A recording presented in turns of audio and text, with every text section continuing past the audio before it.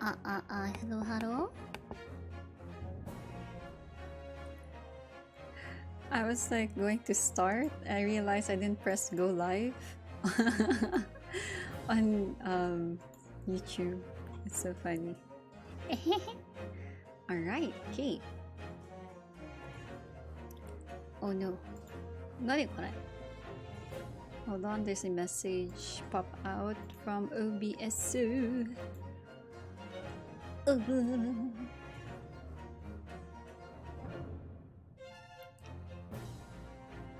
There we go. Alright, okay. Fixed it. Now where am I? Ka-chow. Oh no! Ay, what happened to my camera? Nani kore? Okay, just a moment. I think I may have caused my camera to fall down. Ooh, there we go. Magandang hapon sa inyo lahat. Konnichiwa. Good afternoon. Oh, it's so awkward to say. I don't really stream in the afternoon. My name is Anzu, and I'm an apricot that delivers packages from me to you. Yes, it's Monday. Monday. Getsuyobi desu ne. Lunes. Alright. So most likely, My regular viewers for this one, probably it's either too early or too late for you. So whatever time zone you are at in the VOD, hi. Sit back and relax, ne? and I swear I will not finish this stream until the game is done. I feel so sad yesterday. I really got I had a terrible headache. I don't know why. So it became harder to look at stuff, look at the text and all that. So I was like, oh gods, I should end the stream. I think you guys even noticed, right? I was slurring my words already. Yeah. I'm very sorry about that. I'm just baka, you know? I'm just always baka. Okay. So we'll be continuing from where we left off last stream. Ka-chow. So we're still on the final case.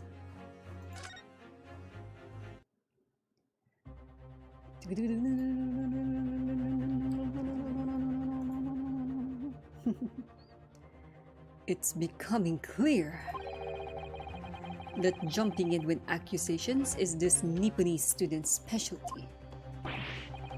I don't do that. But with the stakes so high, the prosecution is not prepared to listen to baseless charges. Charge it like a credit card. No. Anyway, where am I? It is incumbent on the defense now to present evidence in support of this diabolical claim. Diabolical? Damn. I'm not diabolical. Evidence? Just what are you proposing that the inspector demanded of the witness in return? The court must see proof of this alleged deal. But aren't they sus enough? They're sus enough, right? They're sussy enough, ne? Oh, okay.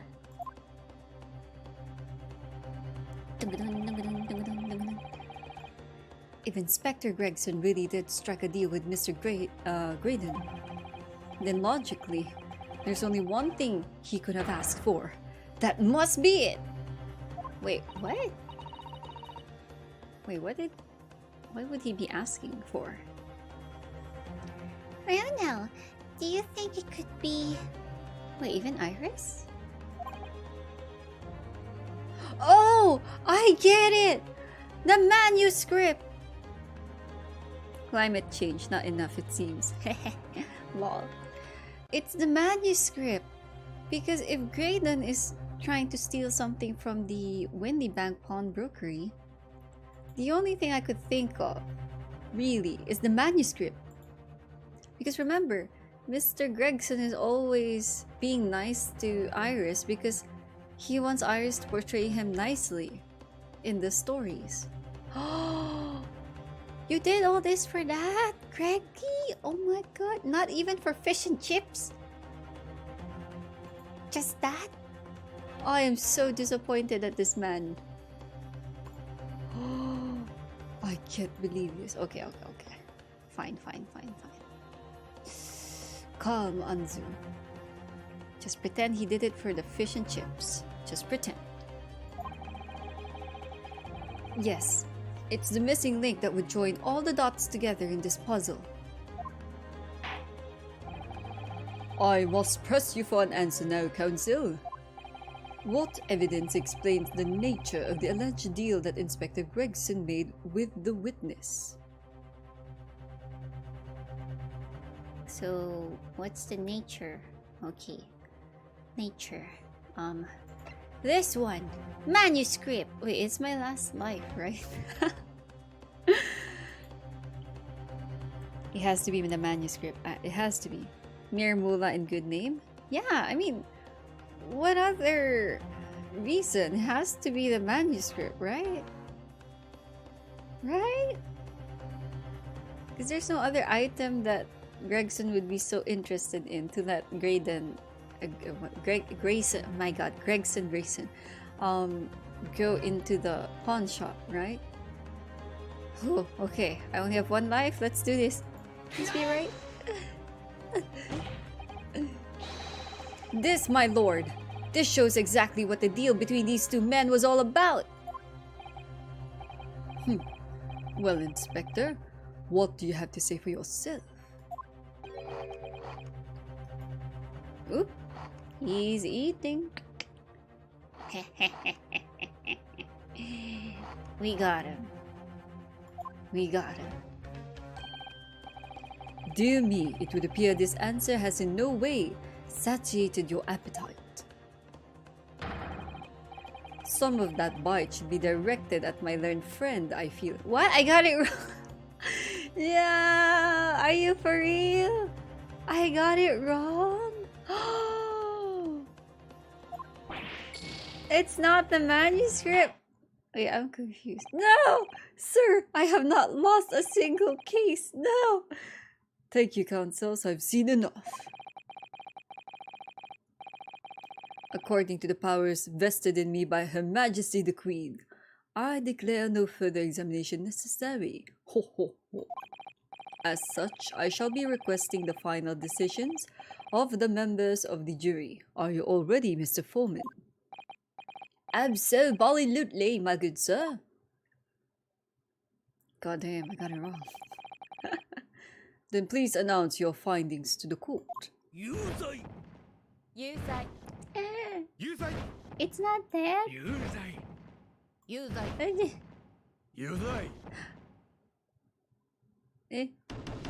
I'm guilty. Gina, I've let you down.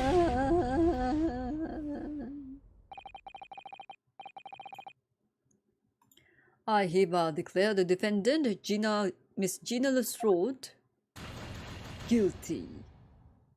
No, Gina.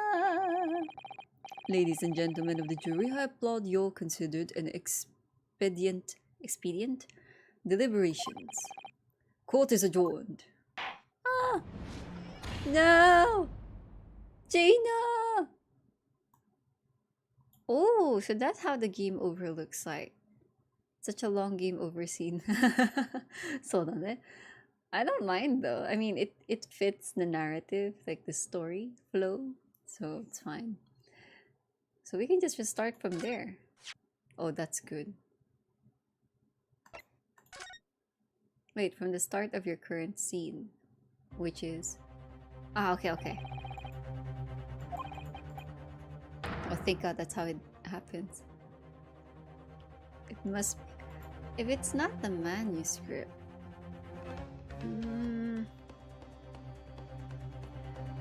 If it's not the manuscript, then it should be... Is it the illegal information? The government secrets? oh yeah, the government secrets. I forgot about that. Okay, we know this. The newspaper, I think. So that we can point out the thingamabob, the secrets being leaked. I forgot all about that. I was talking about it last night. He's the mole. Yeah, this one. Okay. So, present. Kurai! Hello, Cosmic!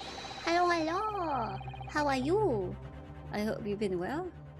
Oh no, did I get it wrong? It's the same dialogue. Well, Inspector, what do you have to say for yourself? No, it's the same. I got it wrong. Did I get it wrong? Oh no. Woof woof. Barku. Woof woof. We have the whole set of lives. Oh, you're right. At least I got the lives back. No, still it's pain. Why? Okay. There must have been a compelling reason for him to give away case secrets like that. Well, the most important thing to the inspector, what could have motivated him to do it? Well, Scotland Yard inspectors that I know would put nothing above their duty to policing. So do we have some evidence that's related to the inspector and his duties? I wonder. Is there? Okay, now I'm a bit confused.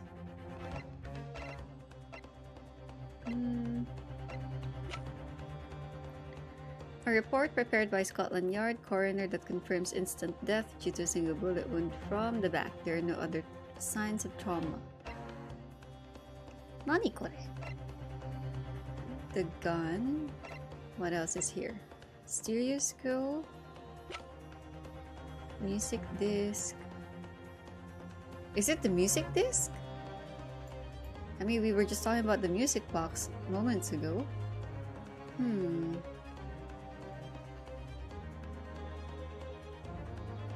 It could be, right? I'm not sure. 何かな? I'm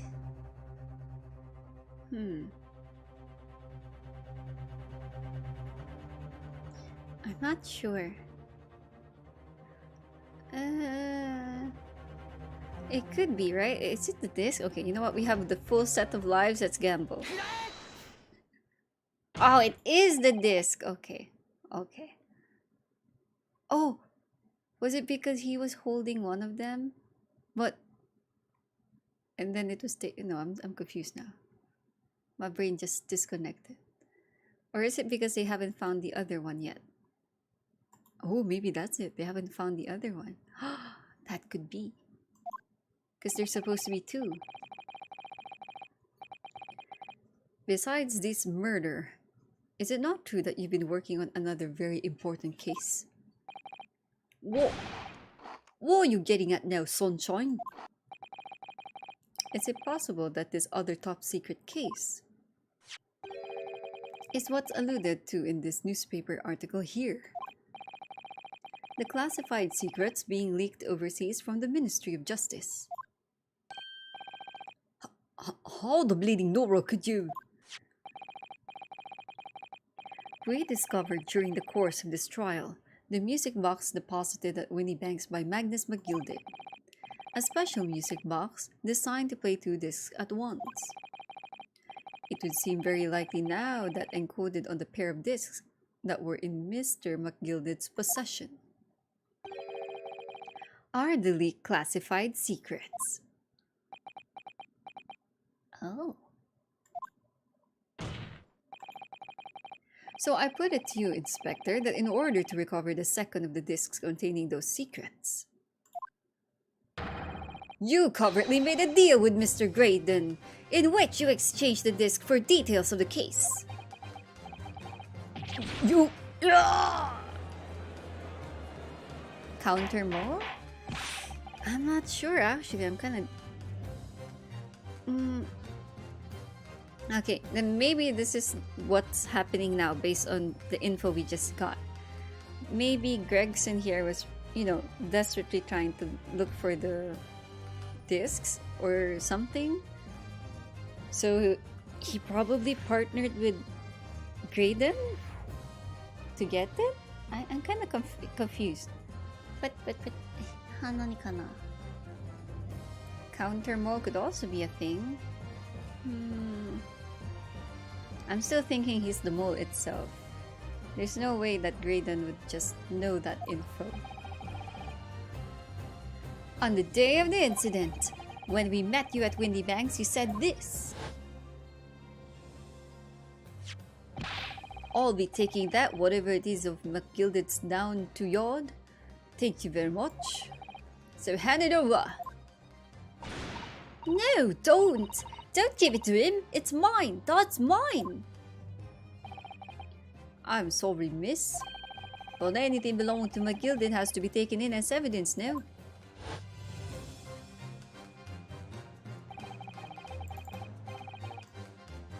Scotland Yard already knew at the time, isn't that right? That Magnus McGilded was involved in the stealing of government secrets. Ah, okay, so I guess he's not the mole then. He was just really looking for evidence, perhaps, or like the trail of where the government secrets were? My orders were recover the medium used to convey the secrets leaked from the ministry, and do it on the QT, strictly hush-hush. Oh, so Gregson's not a bad guy, oh thank God. And that explains why, when I presented this disc as evidence to the court, you objected so heavily, I presume. Because you knew that it contained highly confidential information. Blimey, not likely. I mean, I wasn't that sure of it myself. I realized there was a possibility, that's all. Inspector, surely you're not saying that in order to acquire the second of these music box discs, you did indeed reveal confidential details of the crime scene to the witness. Ho ho ho. To aid and abet this man in giving false testimony. There's no other way that Mr. Graydon could have known of the existence of the peephole. Oh, hello, Sunaku. Sunaku, Aniochi-san. Ohayo? Ah, may I hug? Hug. Arigato? Hug. Oh god, so I pressed something by accident. Sunaku, Aniochi-san. Hehe. Oji-san. Hehehe. Alright. Wait, isn't it like early morning for you? Wah, sorry to disturb your sleep, ne? It's the only explanation. A deal was struck between these two men. No! Ah! Why is your title getting longer and longer? Don't you like? You'll be called Sunaku. Sunaku Anioji-sama. It's 3 a.m. I knew it. I know it's like a 12-hour difference for what I remember. You're gonna be up for a while? Oh my. Is it insomnia? Or are you playing something? If, and I stress if, this sobering assertion turns out to be founded in truth, it would mean that the second disc is as we speak, here in this very courtroom. Kuma Anioji-sama. Sunaku Kuma Anioji-sama. You woke up in the evening. Oh, okay. Naruhodo. You woke up late. So. You are now knighted as Sunaku Kuma Anioji-sama. Yes. No argumenting. Yes. You are now a nocturnal bear. That's what has happened. Wait, what? In this room? How could you possibly make a claim like that? Because Inspector Gregson is a Scotland Yard detective. What? What's that supposed to mean, eh? As a seasoned policeman, the inspector will have approached this alleged deal with caution. Certainly he would not have accepted a gentleman's agreement in this matter. No, he would have insisted on having the article agreed upon in the palm of his hand. Good gracious! Then you mean to say... Ho, ho, ho. Inspector Gregson already has the item in question in his possession? He has the second disc? Actually on this person? On his person. The defense demands that the inspector is searched at once. Definitely. They could already have struck a deal with each other when Jeannie was testifying before. And Gregsy hasn't moved from the witness stand since. My lord, please, order an examination of his personal effects immediately. Well, Inspector? Nom nom. Fish and chip. Nom nom nom.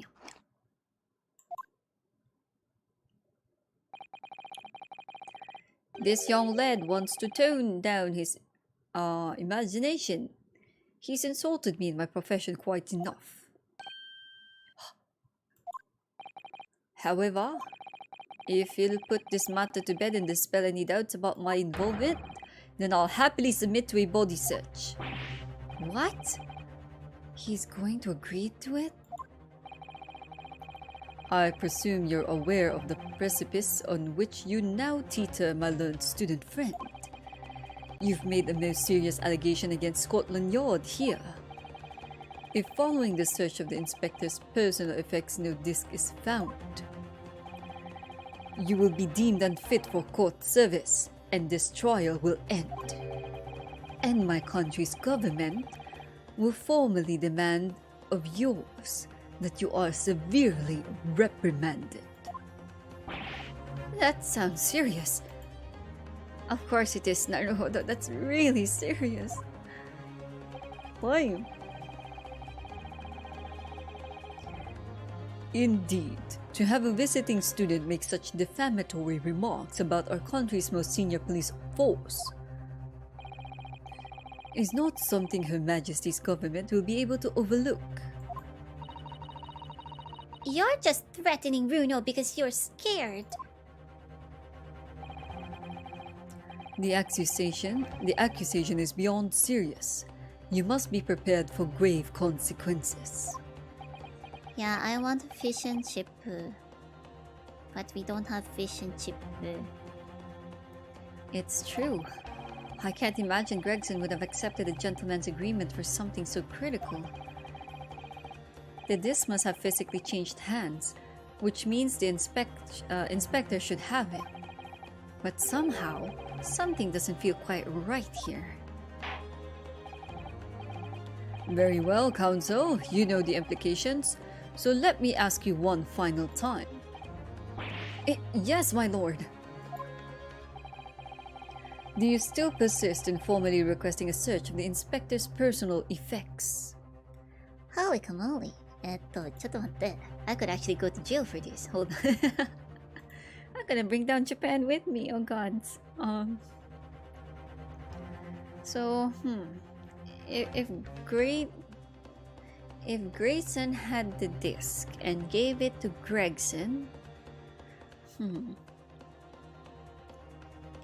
the thing that bothers me is do it, not me. The thing that bothers me is he's willing to do a body search, and you know that's always suspicious, especially in games. That means it's either they've hid it really, really well, or it's not on them. They've either hid it somewhere else, or it's with someone else. Now, I don't think it's with Grayson, because if Grayson had the disc, he passed it on to Gregson, right?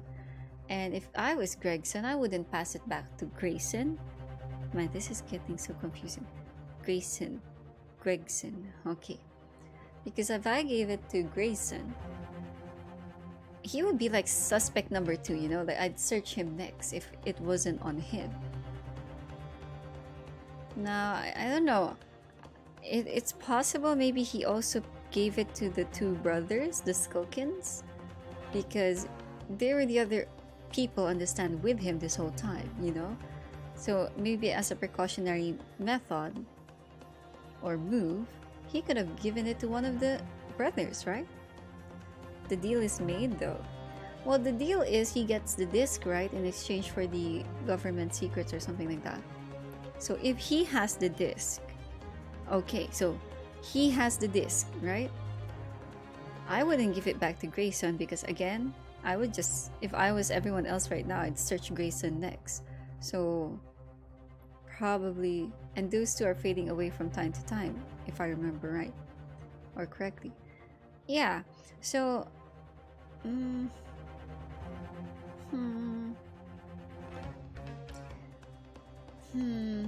because if it's not with Gregson, I think the most logical one would be the brothers because they're the only other people at the stand. The fact the brothers also are not coming out often and they're not saying so much right now makes it a bit suspicious because they were quite outspoken in the previous stream, right? So, and I would not pass it to Gina. She's not in this, so she's not part of the gang, so not her. Okay, you know what? My gut tells me it's with someone else. He won't be this confident to be searched. And the fact that the penalty of searching him is so high for Naruhodo, he's confident, so I don't think he has it. To withdraw the request though, I feel like that's a dead-end mark because then where would we find the disc if none of them have it? And it does make sense to have used the second disc as a bargaining chip in this whole time. Okay, you know what? Let's just search someone else. Dun dun dun dun. And I'm going to search the brothers if it's an option. Yes, the defense formally demands the search be conducted. Wait, what? Did I choose the correct... Did I choose the second one? Well, don't say you weren't warned. But your typical Nipponese stubbornness may well land you in hot water this time. Perhaps the lesson will do you some good. Fair enough, I've got nothing to hide. Wait, did I press the wrong one? Oh no. Very well. Bailiff, conduct a search of the week. Eh? Oh, what a weak snap. Oh, okay. Oh, thank God. I pressed the correct choice. Thank God. Oh God, I was so confused there. The defense demands a search, but not of Inspector Gregson. What? Now what's all this? I'm the one you're accusing, aren't I? I thought you wanted to search me. He's insistent. Ooh, red flag. Oh, ho, ho, ho. It's not with you, is it? Someone else has it. The deal is made though. Yeah. Basically, the disc still belongs to Gregson. But in order to avoid suspicion, and he did, probably thought about being searched during the trial if they were going to go through the second disc thingy, then he would have probably passed it on to someone else, right? Now, if let's say he didn't know he didn't think about being searched, the other explanation would be maybe the burglar brothers, pickpocketed him or something like that. But since we have this scene where he's being asked to be searched and he's so confident that they won't find anything, it's such a big red flag, right? That he probably doesn't have it if he's that confident. And the fact it's going to hurt Naruhodo so much, enough to end the trial and have him get back, basically deported back to Japan with a lot of punishment, that's a red flag right there. in my opinion. So it's possible he just handed it over, like passed it, like keep it for me kind of thing, but he didn't like give it away. Yeah. Long time no hear that weak slap. Oh, hell yeah. No, Inspector, not you. Somebody else. What's the meaning of this, eh? The court shouldn't have to put up with this nonsense. You're being completely irrational. Whisper. Hushu, mushu. Be quiet, all of you. Hey, who's that? Oh, it was Iris? Oh yeah, let's do that with Iris's voice. Be quiet, all of you! Bruno's doing what you all told him to do and having the courage of his convictions. So you should respect that and listen to what he has to say in good faith. Because that's the British way. Wow, sassy child, you go get her. Get him. Who's this sassy child? That's probably what he's thinking. Who let in this sassy child? Well said, young lady. Ho ho ho. Indeed, this court is in awe of the defense counsel's conviction and eagerly awaits his next words. You what? Now, don't be hasty, my lord. If I'm not mistaken about the things I've seen in court today, I'm fairly sure that I know who has the disc at the moment. There's only one person it could be. Counsel, whom do you request this search now? Alright, like I said, it's not with Graydon. I don't think so. Because if Gregson passes it back to Graydon, if Naruhodo failed the whole trial, Graydon would have just left with the disc. Second, he's suspect number 2. So why would you give it to the other person who's likely going to get searched, right? Gregson doesn't have it because he was so confident about being searched. So there's only one other person beside him. Now, it's the brothers, right? But between the two, I will pick Nash. Because if you look at how the whole cast is arranged now on the witness stand, he is the one beside Gregson. So I have a feeling they probably passed it over to each other while we were on this stand.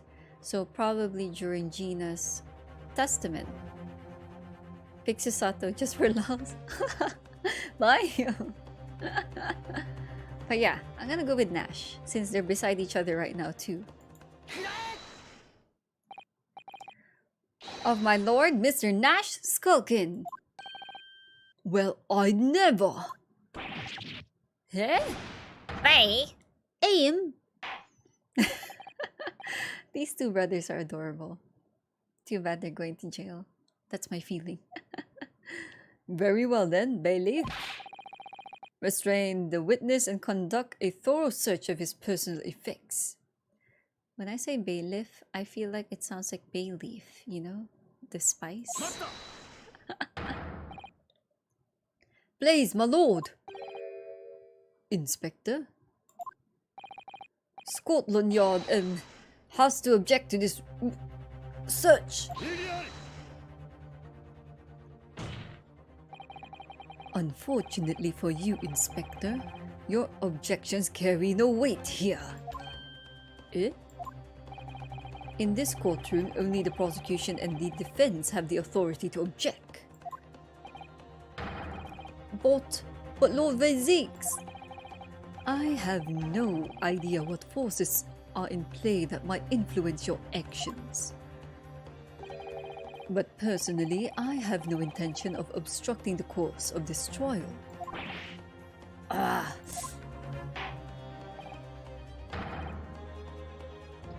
Bailiff, carry out the search. His face is so... Now, hold on a mo. I don't know anything. Nothing about this disc. Cut it out!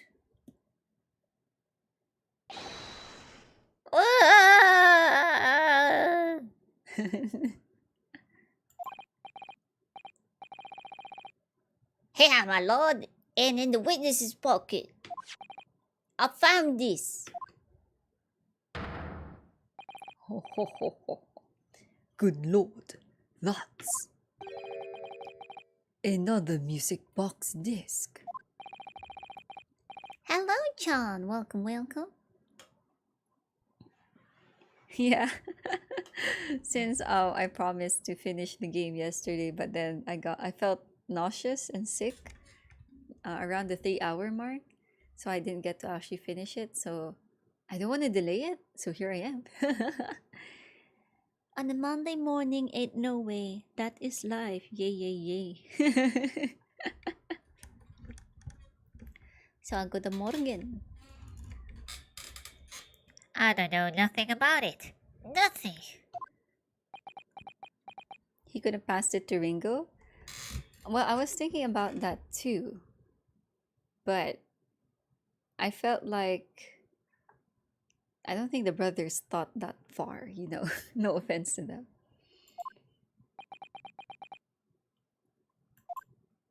Oh, is Graydon in it too? That is the second box disc left behind by Magnus McGilden. Is it not, Inspector Gregson? Oh no, the fish and chipu. You're everywhere. Oh, no problem, John. But thank you for being in the storm. No problemas. Take care while you're outside, though. Mr. Skulkin, what have you have to say for yourself? Gordon Bennett. I mean, just Gordon Flaming Bennett. I swear I don't know nothing about that disc. Honest to God. Oh my god, if he knows nothing about it, then maybe Gregson here slipped it into his pocket. That's my guess. If this is a genuine reaction, considering Ringo also has that face, then maybe it was Gregson who slipped it into the pocket, you know? Cutie Abby! Hello, hello! I'm being blessed by your presence. My Amber Body's presence today. Yeah, the fries. It was too sad. You had to stand in the train for 40 minutes? Ooh, damn. It was full of people, no air. Damn. It's like you're a canned tuna or the sardine can thingy mabob. So you're John Sardine now. Ooh. Social interaction, TM. Counsel, would you explain what exactly is going on here? The alleged deal that was struck was between this witness and this detective, no? Without question, my lord. Then, for pity's sake. The judge is like, what on earth is happening? Then for pity's sake, why on earth was this man in possession of the disc that the inspector traded for information? Tuna train buses. Oh, in the Philippines, buses, well actually all transportation, public transportation, you'll be like a sardine can, especially rush hour. We have something called a jeepney. Probably some of you know that. It's like a mini bus, basically, but smaller than a minibus.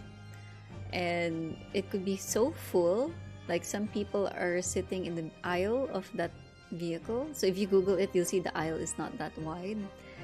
And some people are already just hanging at the back, you know, like they're holding on to the decals of the jeepney so that they could just catch a ride, or sitting on the entrance of the jeepney itself. Buses, we have like cases where there's someone standing up until the door of the bus itself. So every time the bus has to open the door to drop off someone, they literally have to squish each other out of the way. And then the person who's exiting the bus, if you're in the inner portion, you're gonna squish your way through. There's no other way. It's where people would go down to give way to you, because the problem is if you go down, someone else, like a new passenger, might take over your place, and then you end up being kicked out of the bus by accident. For trains, yeah, like if it's really rush hour, like during the peak, it's so stuffed that when the train gets bumpy or stops, though everyone standing sways at the same time. It's like a mosh pit kind of thing. Yeah. So it's difficult, I would say. Alright. Inspector Gregson is a shrewd, calculating man who rarely loses his composure. But at one particular point in this trial, he exhibited some unusual behavior for a brief moment. I don't recall. What unusual behavior?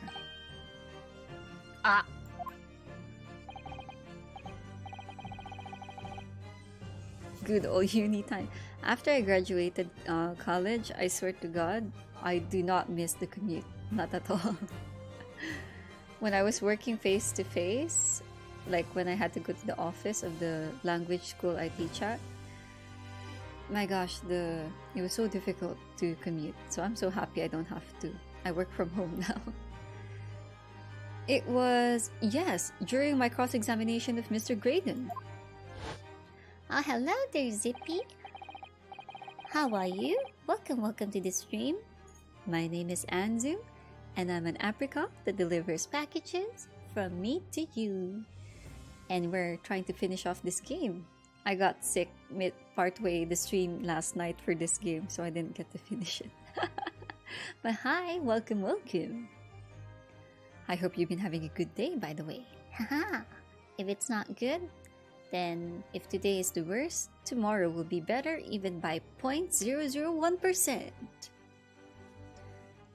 Tell me, Mr. Graydon, when you left the pawnbrokery that night, was it by any chance with the second disc in your jacket pocket? I admit to nothing of the sort. Oh. While Mr. Graydon answered my questions, the inspector appeared to have grabbed Nash Skulkin by his coat and was shaking him violently. Is that when he switched the disc to him? Yeah, he did and all. Thought me noggin was gonna fall clean off, I did. I was wishing I'd been born as my brother was. And what exactly happened to make the detective attack you like that? I ain't got a clue. He just suddenly turned and grabbed me, whistled like that and started shaking me. Why in blazes did you mention the third gun when we got you down the station? That what he said. Yelled it right down my ear, all he did. He ain't still throbbing now. The way the detective behaved then was extremely out of character. But looking back now, it must have been then that he did it. That was the opportunity Inspector Gregson created for himself in order to hide the disc. Well, bless my wig! He hid it? You... But I'm afraid I failed to comprehend the motive here. Ho ho ho. If the detective had acquired the disc he was after, why on earth would he then proceed to hide it in another man's pocket? This is a court of law. He could have submitted the item as evidence. why could he? It would appear, my lord, that the inspector was not at liberty to do that. Why ever not? As the man himself revealed earlier, his current assignment has some special conditions. Oh, he could not present it because this has to be hush-hush. I get it. My orders were recover the medium used to convey the secrets leaked from the ministry, and to do it on the Q-tape. Quiet, strictly hush-hush. Hush-hush. A top-secret assignment, is it? As far as we're aware, the information stolen comes from confidential government communications.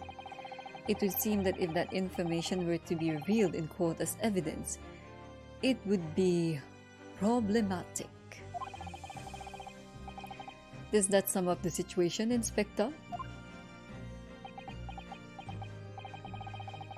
I'm operating under direct orders from the Ministry. I'm afraid I'm not at liberty to answer that question. So, realizing there was a chance that you may be searched here in court, you took steps to hide the disc you had acquired from the witness. Oh, does this mean? Ho, ho! He only pretended to attack Mr. Skulkin in order to get close enough to him, to slip the second disc into his pocket. So it was all a pretense? No, don't squish your fish and chips, just give it to me. Munch, munch. Well now, Inspector Gregson, and you, Mr. Graydon. Are you prepared to admit to the accusation made against you of this alleged deal? I wonder if all four of them are related. Because their names are so close. Eh? Nani kore? Why you calm? Why are you calm Benedict now? Why calm Egg Benedict? Admit to it. Yours truly, please. Mr. Graydon. Clearly, our Eastern visitor has an uncommonly active imagination. However, there's no proof that I passed that disc to the inspector. But then, how do you explain the reason why you knew about the peephole? I'm under no obligation to explain. What? Yes, I lied in my testimony, that I admit, so sentence me accordingly. But that is all I admit. Murder, leaking government secrets, striking a deal with the detective. All of this is this young Eastern man's fancy. I have no idea what any of that is about. You... what? Who what? Nani? Well, what about you then, Inspector Gregson? Do you admit to making a deal with Mr. Graydon in order to acquire this disc?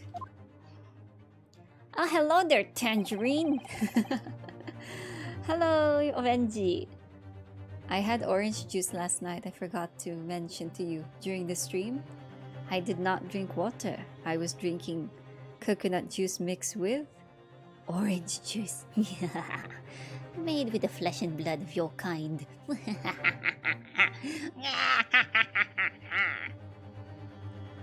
And yes, I embrace my shortness. There's nothing I can do. Genetics got me. Genetics got me. I can't do anything about that. Ladies and gentlemen of the jury, as a Scotland Yard inspector, I will declare this and nothing more. I am acting in the best interest of the country. Whatever I've done, it's been in the name of justice. So, as members of the public of this fine country, I'd like to think that justice will be your guiding light when you're making your decisions. Damn, he's swaying them. He's swaying them. You converted your species to a more human one. Who knows? Maybe it was the humanoid oranges, you know? You may have the body of a human, but your blood is still orange juice. Yeah? Like me. My blood is apricot juice. I'm not a peach. I'm an apricot! Damn, he's using the patriotic stance against me. This is quite a quandary indeed.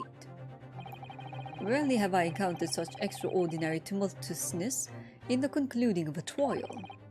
Nevertheless, in the absence of any further evidence to be presented, I believe it is time that we put the matter to the jury for the final learnings. Well now, as a fellow servant of Queen and country, I must say I sympathize with the old inspector. Yes, he's a dependable man, I'm quite sure. In service, one becomes a good judge of character. Even crossing your eyes doesn't help when it comes to looking at this case. It's all blood to me. Well, as a fellow professional, I'd like to put my faith in the detective, really. Graydon is highly skilled operator. Stop. Currently in presence of idol. Stop. Oh no, she's fangirl mode. Oh no, she's gonna be on their side. Detective has very much trust in eyes. More than this, I cannot say. I don't believe it. These 6 jurors are... They're going to believe Gregson if they declare their decision now.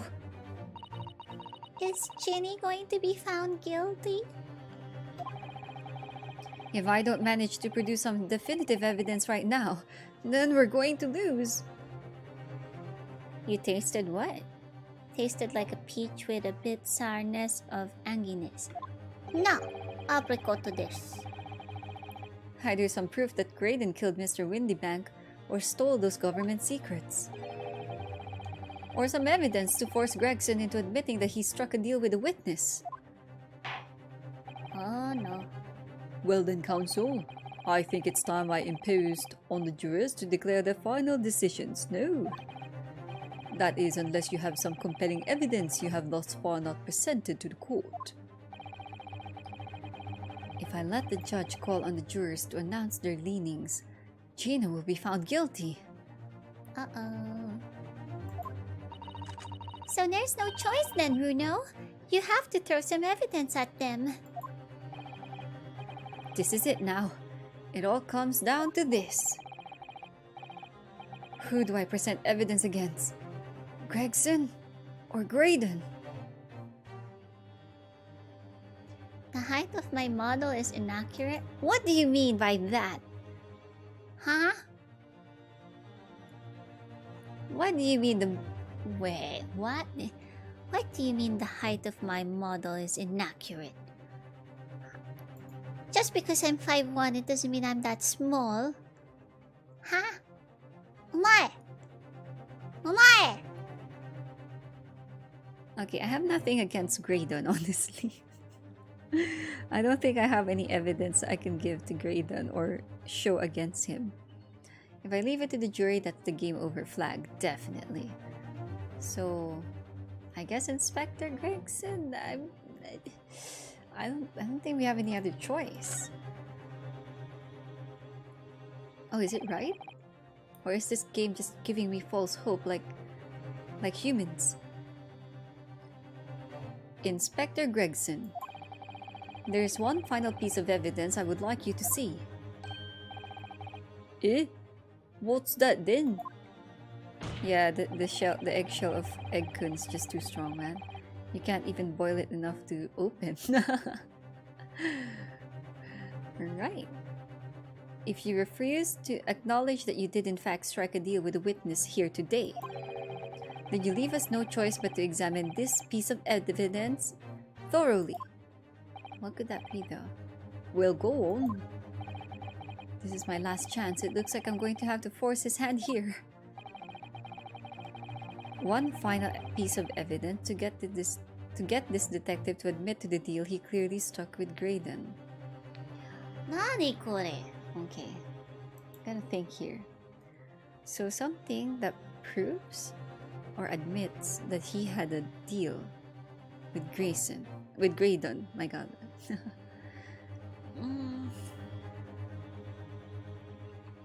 Okay, what are our choices? We have pawnbroker ticket, representation papers, blood samples, pawnbroker ticket, manuscript. A gilded case, I don't think it's relevant right now. Today's paper is overused already. Autopsy report, crime scene photograph, floor plan, the guns, the photograph, stereoscope. Music box, this could be. The pouch, definitely not, nor is the third bullet, because we don't even have a gun to compare it with, so definitely not this one. Music box and the cat flapomat. I think the cat flapomat has served its purpose. We only needed it to like establish that the peephole wasn't there, right? Before the whole thing. Yeah, actually, Zudi, I was thinking the same thing.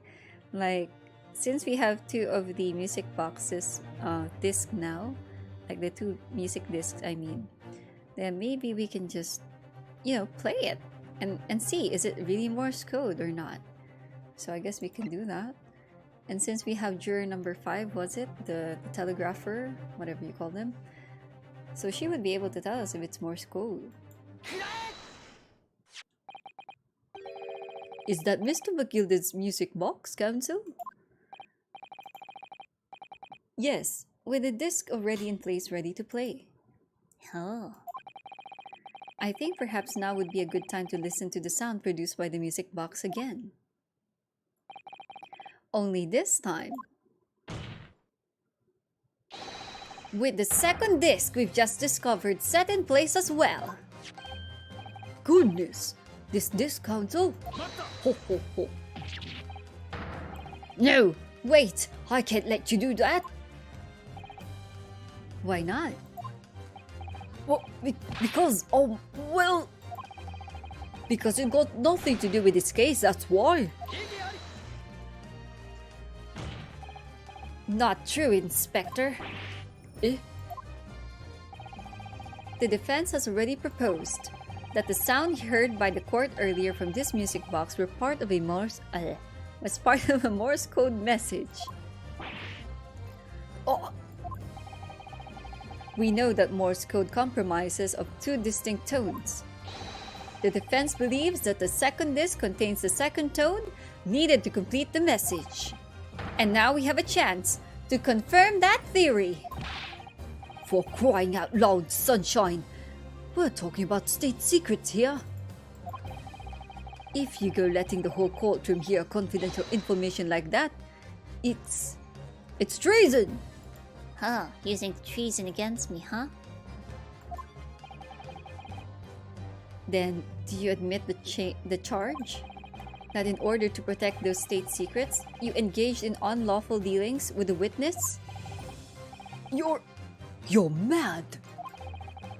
If you let that secret information out into the public domain, you'll be making an enemy of the entire British government, you idiot! Let's not forget, Inspector, that you, a Scotland Yard officer, leaked confidential case details to a witness. That you continue to lie to the court, and all because by fair means or foul, you're determined to do your duty. Well, by fair means or foul, I'm prepared to do mine! Don't you dare! I will stop at nothing to protect my client. I don't care who I make an enemy of. Here's Van Zeeks just drinking at the side. Bye, Van Zeeks. My lord, if you please. The court must hear the sound made by that music box. Come on, Van Zeeks, for Pete's sake, stop him! Oh yeah, you got the leg treatment. Inspector, you should know my methods by now. I'm a prosecutor. I'm no Scotland Yard puppet. In this courtroom, my duty is to the law. So let me propose a toast. To uncovering the truth. Vine is his popcorn. To uncovering the truth by fair means or foul. Whoa! Very well. The defense's stance here and that of the prosecution has been made very clear, I feel. Therefore, in accordance with the defense request, the court will now listen as this music box is set in operation once more. Chop-chop. Oh, that's so dramatic. Look at them. Look at Grayson and Gregson. This time with the second disc in place and both discs playing simultaneously.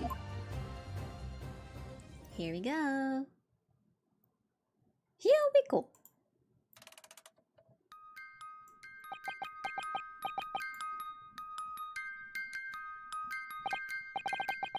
Oh, listen to that. It's unmistakable now. It's Morse code. Bam.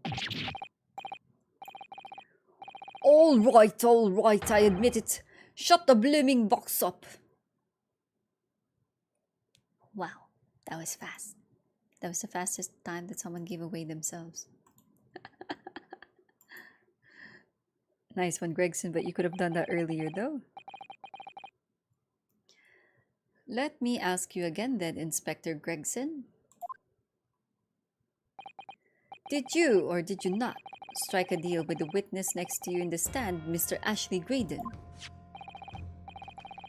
Specifically, did you furnish the witness with confidential case details in exchange for this music box disc? Did you reveal the evidence of the peephole in the pawnbroker's storeroom door, Inspector? Fine, he's gonna say goodbye to the world. I did. Stop! What are you doing, man? It's all exactly like the young Easter lawyer said. When the trial resumed after the recess and we were stood here in the stand together. That's when he approached me with the deal. Shut up, you imbecile! Shut up! Psst. You there. You're the detective who turned up at the pawnbrokery the other day, aren't you?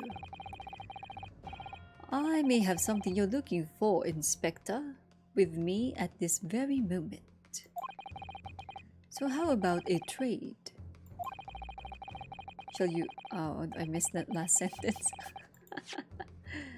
I suggest you accept, or information that may make certain individuals uncomfortable will soon become very public. Public indeed. Oh, thank you for the watering and posture. I couldn't let that information become public knowledge, not under any circumstances. So I accepted the man's proposal and told him details about the case that should have put him in the clear.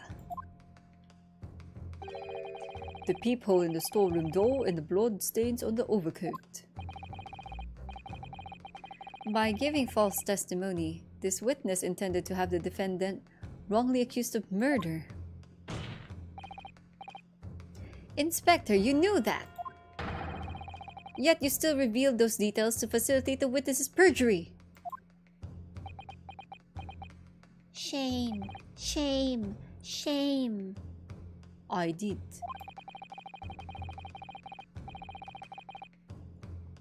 But then it turned out the peephole had only been made that night after the incident took place. Scotland Yard wasn't aware of that, if I'm perfectly honest. Well, Mr. Gregson, what do you have to say for yourself?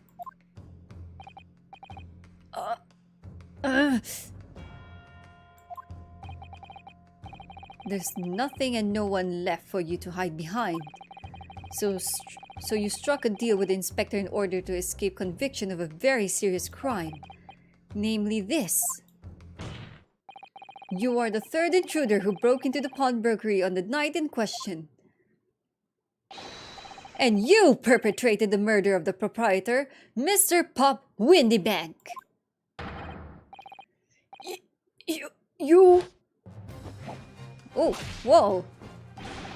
Traitor! Oh my god, Gregson! Somebody save Gregson! Oi! Oi!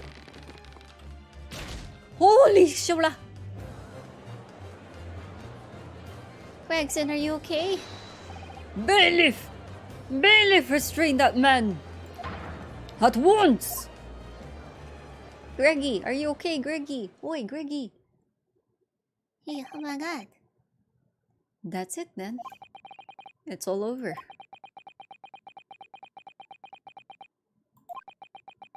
Oh, let's be Google Translate. Dotto dotto dotto dotto dotto dotto dotto dotto dotto dotto dotto dotto dotto. I don't know if that was accurate. I kind of lost count. Dotto dotto dotto dotto dotto dotto dotto dotto dotto. Yeah, he lost his fish and chips. I despised my life growing up. Those slums are vile places. I was cursed from birth, born into poverty, the son of a penniless artisan. My parents did nothing but quarrel all day long. What little money they had was never spent on me.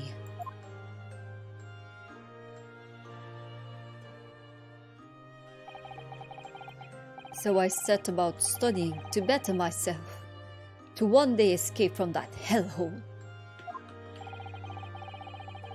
And you eventually became a communications officer. I admire your determination. But then you decided to try to sell government secrets? Why? Yeah, Gray. Tell us. Where the hell are you? Hello, Gilbert. Welcome, welcome. You're currently in Great Ace Attorney Chronicles. We're being a lawyer.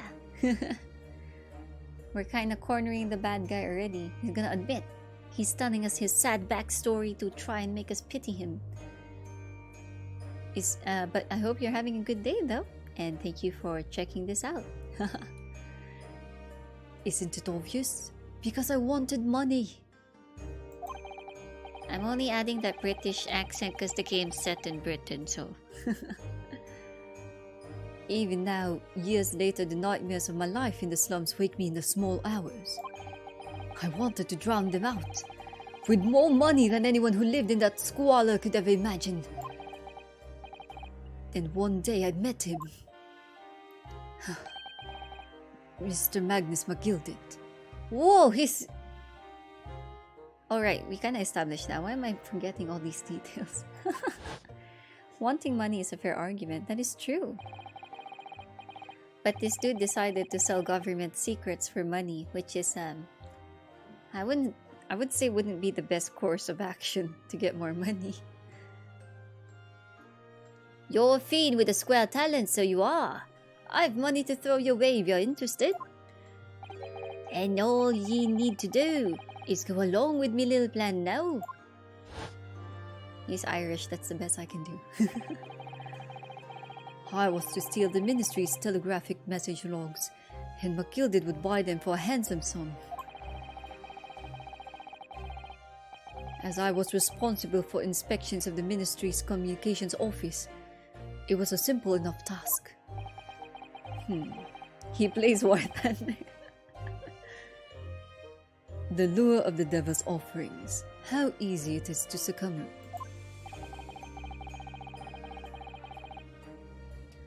But you must surely have realized the seriousness of the crime you were committing. And for that reason, I took great lengths to ensure that my actions were untraceable. By using the music box. War Thunder and Minecraft. I get it. My father was a brickmaker, though my mother divorced him when I was still a child.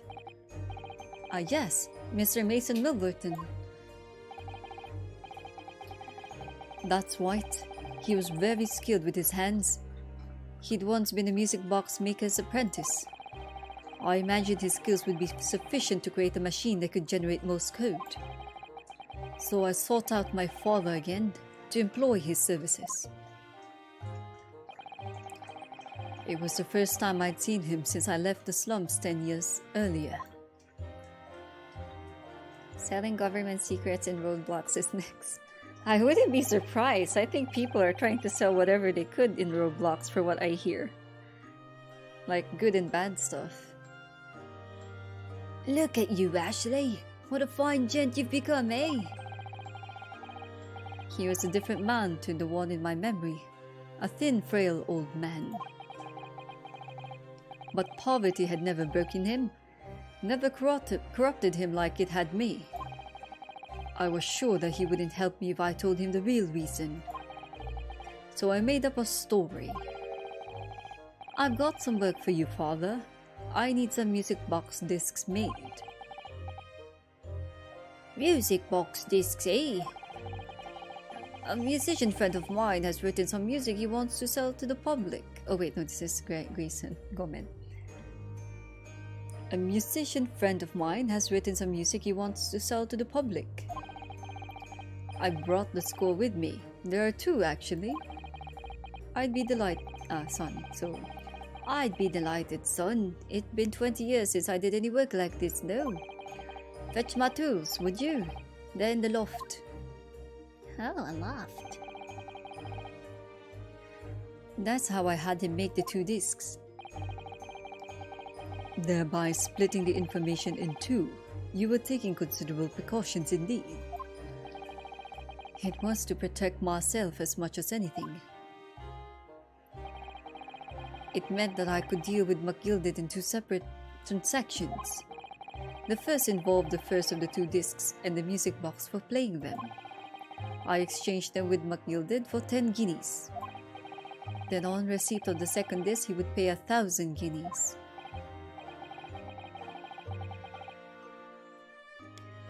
So, what happened to the omnibus 2 months ago? Was the second part of a deal? The exchange of the second disc? I think Zudwa was trying to say that the blood stain here on Graydon's arm looks like poop stains. Now that I think of it that way, it kind of does look like a poop stain, but yeah. Yes, I'd sold the man information that way a number of times already, but it seems he became reluctant to part with his money. But that doesn't quite make sense, Mr. Graydon. For why was it that on the omnibus 2 months ago, your father, Mr. Milverton, was the one dealing with Mr. McGilded and not yourself? When I received 1,000 guineas after my first completed dealings with McGilded, I decided to give 200 to my father for his troubles.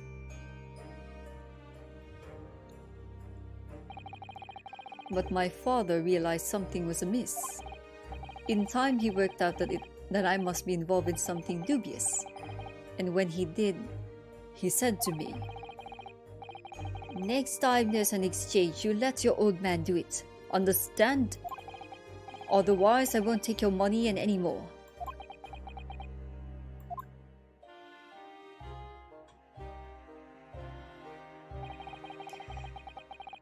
That was my father's way of dealing with it, I suppose. Climb into the omnibus, hand over the second disc, and take the money from McGilded. That's it. He had no idea what was actually on the disc I'd asked him to make. He never knew.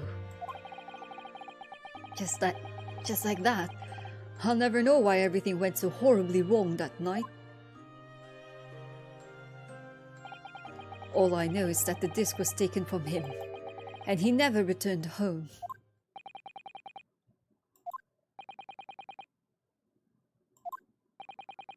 Damn. Everyone's story is so sad. It was only then that I found out what sort of a monster McGilded really was. So after 10 years of not once uttering it, I swore on my father's name.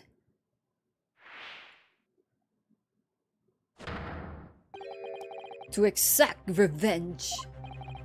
Revenge? Wait, maybe he was the one who set the omnibus on fire.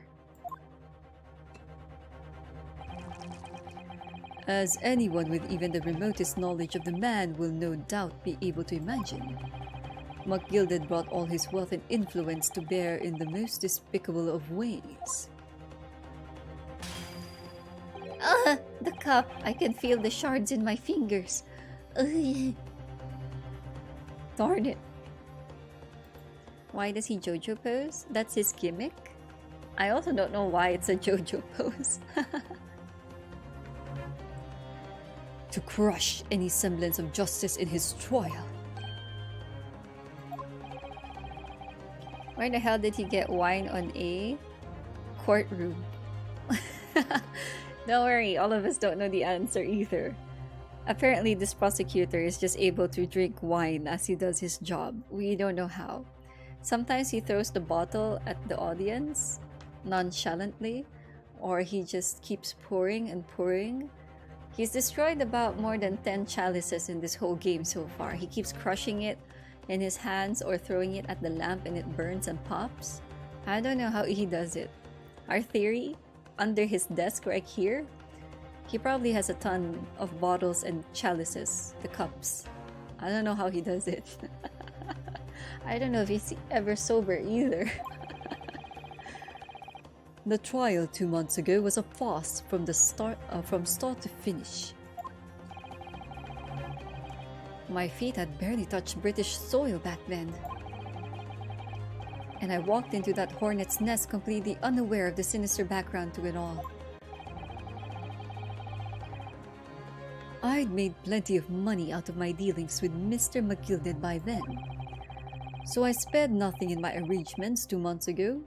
I knew exactly who to hire. If you're willing to pay the price, there are people in this city willing to do anything you ask. Macleod himself had showed me that. You think this may be the most confused you've ever been in your entire life? That's good. We'll introduce you to even more moments where you'll question and be confused with life. It's magic. It's magic, I tell you. Like for example, now you see me as me, right? Just little old me. Just regular me. But then, sometimes, you'll see me as a little small one. So tiny, so little, so adorably dangerous and chocolate-loving little thing, nah? And then sometimes, you would just see me as a little bit older, perhaps. Well, not too old, I'm afraid, but still a little older than the regular one, ain't I? Welcome to the stream, by the way, Gilbert-san. It's nice to meet you. Your sanity's being broken down like an unreliable car.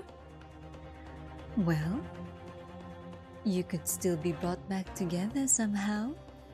Maybe not the same as before, but reconstructed wouldn't be that bad, wouldn't it? yeah, wouldn't it, right? We could put you back like Lego. Oh yes, you can be constructed back like a piece of Lego. Well, a set of Lego. Don't you think, Gilbert-san? Oh, but then if you're gonna be made of Lego, man, better not step on you because, damn, you're gonna hurt the feet. Stepping on Lego is a worse torture method than going on coal on fire, if you ask me. Or bumping your little pinky is just as painful as stepping on a little Lego, you know? Legos can be weapons. Awesome weapons. Now where were we? Da-da-da. Are you saying that? I think you have the picture now. After he twisted everything to his favor in this courtroom to ensure that he walked free, I took matters into my own hands and delivered the justice that monster deserved. Sanity is overrated. Perhaps. I don't know. I haven't been sane in a while. That tragic accident following the trial here 2 months ago was planned and executed by yours truly. Macleod's death that day was caused by this man?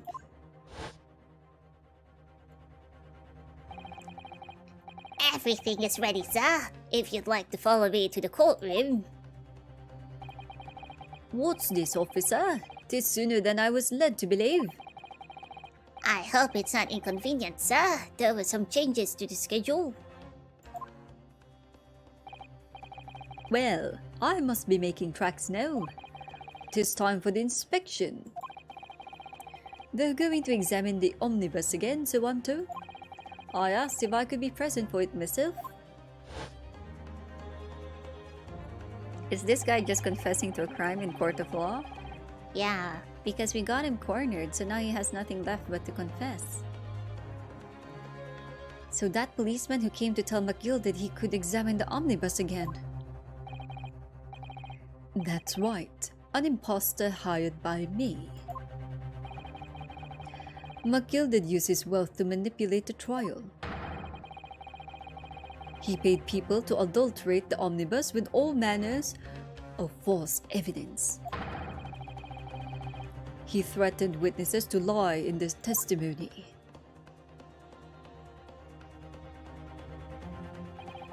So I gave the man a taste of his own medicine. Once the omnibus was doused in paraffin, one of my sham policemen ushered Macleod inside and sent him on a one-way journey to hell.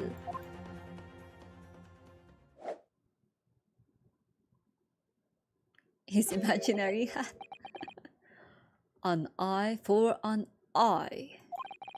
That's how I avenged my father's death. A spine-chilling account indeed. Ho ho ho. But that wasn't the end of it for me. There was a loose end, you see. A loose end? Yes. I should think it's obvious. The second disc which my father had taken to exchange with Macleod. Ah, yes! There was indeed no mention of it in the man's trial 2 months ago. Ho ho ho. Clearly because it had been removed from the scene of the crime. When I realized it was missing, I remembered something. Something from the first time I've dealt with Macleod. 何かな? This is the first of the 2 discs, and the music box you need to play them. Well, look at that now. What an ingenious little invention. So then, as promised, 10 guineas for you, young man. What's this? Windybank's pawnbrokery? Aye, 'tis a pawnbroker's ticket, so it is. Ye can use it to redeem an article I've deposited there for you. There's no need to give a name, just hand over the ticket and tell the fiend the watchword. I've put a jewel in pawn for ye. It'll fetch a good 10 guineas if you sell it. So it will. I've never heard of a pawnbrokery being used in quite that way before. Have you not, Mr. Graydon? London's pawnbrokeries are very useful places, you know. Each one is like an extremely secure vault.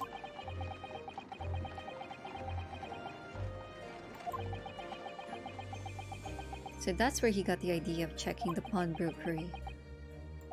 Because that's where he was led to also. Huh. So I knew that if he'd taken steps to hide the disc, it would be in that pawnbrokery somewhere. And that on the night he killed my father, he must have entrusted the ticket to someone. Yes, to Gina.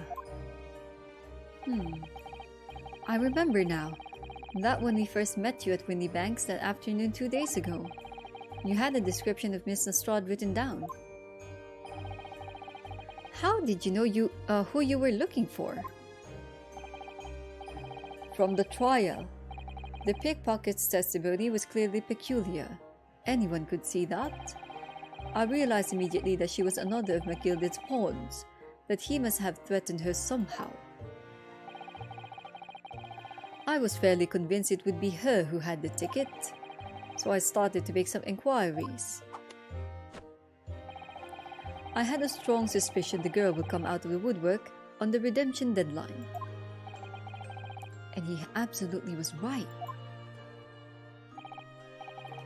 And yes, sure enough, she did. All I needed to do was to wait until the girl went to Windy Banks to redeem the articles. But unfortunately, she redeemed only McGilded's overcoat and the one disc that was in its pocket. The all-important music box with the second disc inside was missing. Because it had already been forfeited 2 days earlier. But I was unaware of that fact. Had I not been, I could have avoided my nighttime excursion.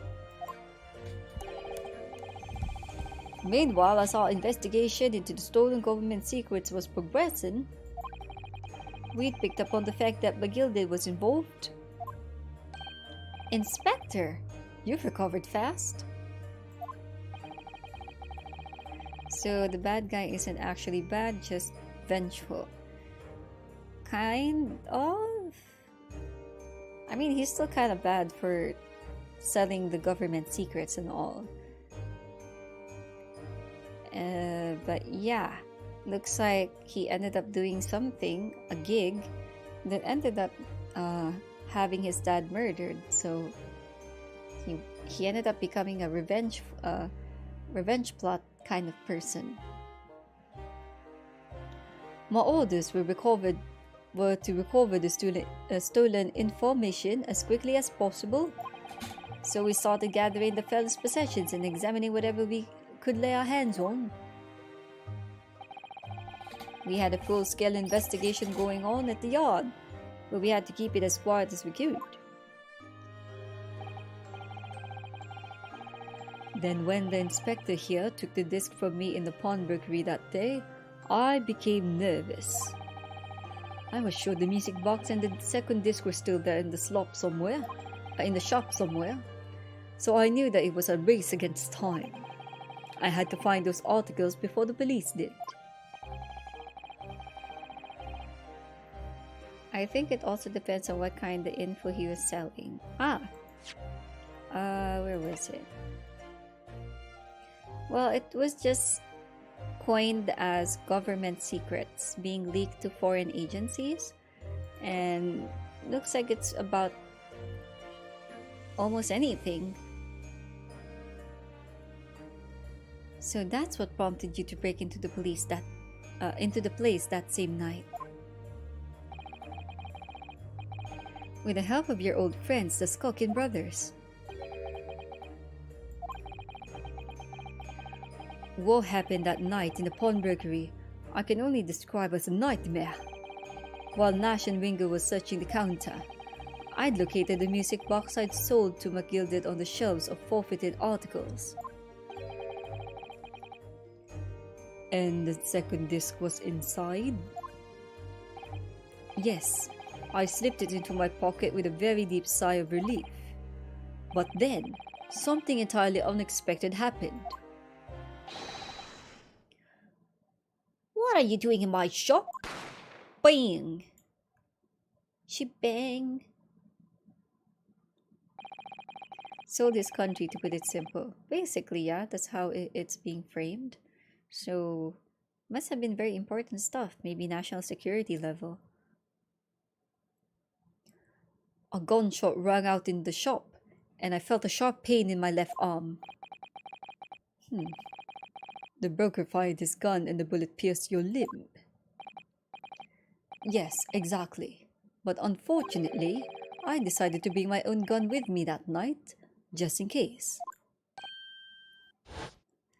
Dun dun dun dun, bang!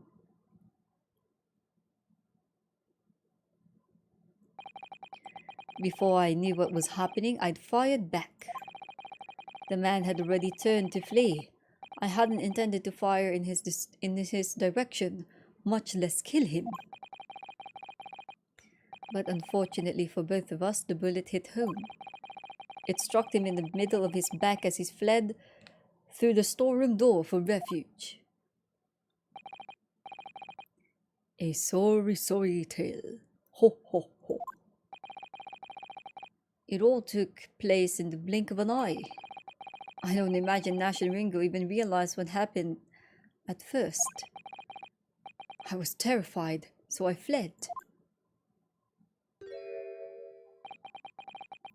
And that's the whole story. That's everything that happened at Winniebanks on that wretched night.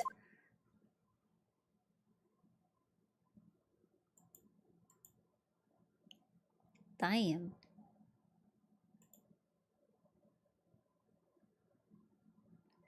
Even Santa Claus cannot believe it. Everyone's just in shock. Shocking.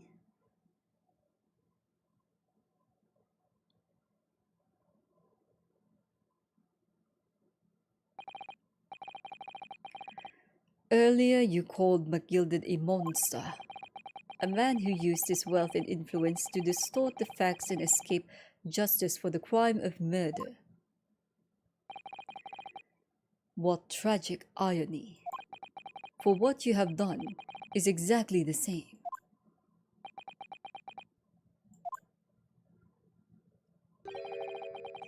You become the very monster you saw and despised so deeply in Macleod.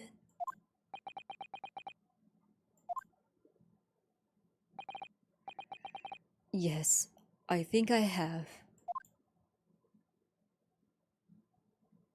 Oh, poor guy, but at the same time,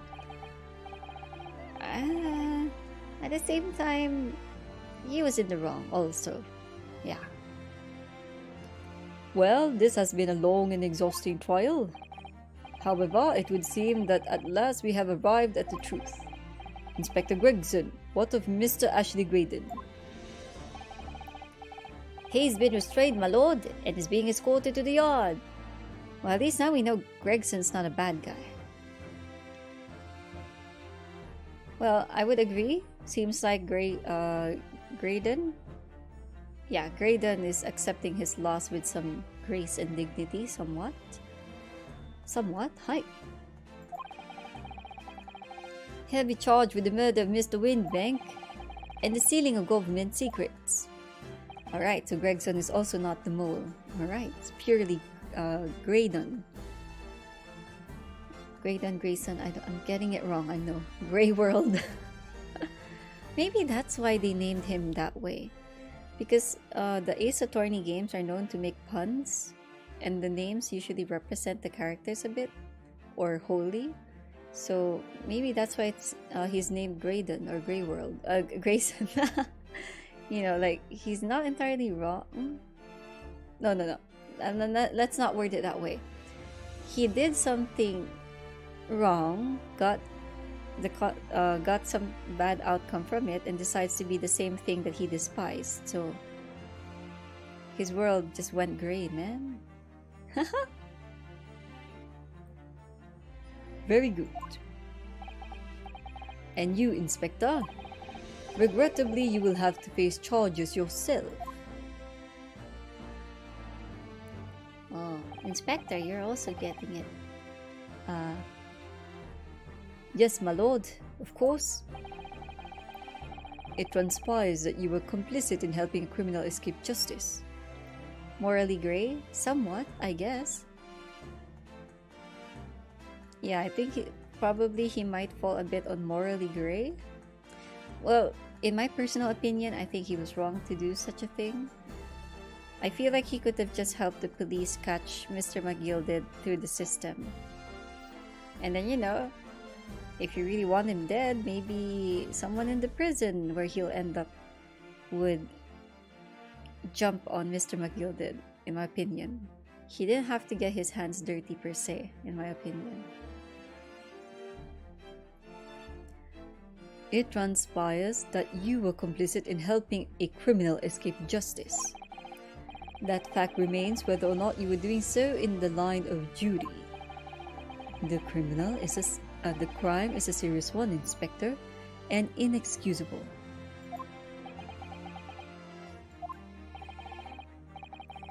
Now to the defendant, Miss Gina Lestrade. Ho ho ho. Oh, yeah? But Macleod did escape the law-ish. Yeah, but I feel like with maybe Grayson's intellectuality and maybe skill, maybe he would have found a way, you know, a different way. Or, well, he was also blinded by money, but I could have talked with the police, like say I'm going to pretend I'm selling government secrets, and then, you know, have a sting operation for Mr. McGilded. I feel like he could have done that. That would have been solid evidence. I don't know. It is time for the final adjudication. Is the jury ready, Mr. Foreman? Yes, sir. Gavidab Squadron, standing by, sir. This is really it now. The last push, the final call. The finishing whistle. My men are ready to deliver their verdicts. Hello, Exmoto. Good afternoon. We're about to get the verdict already. So you're in time to see the final judgment.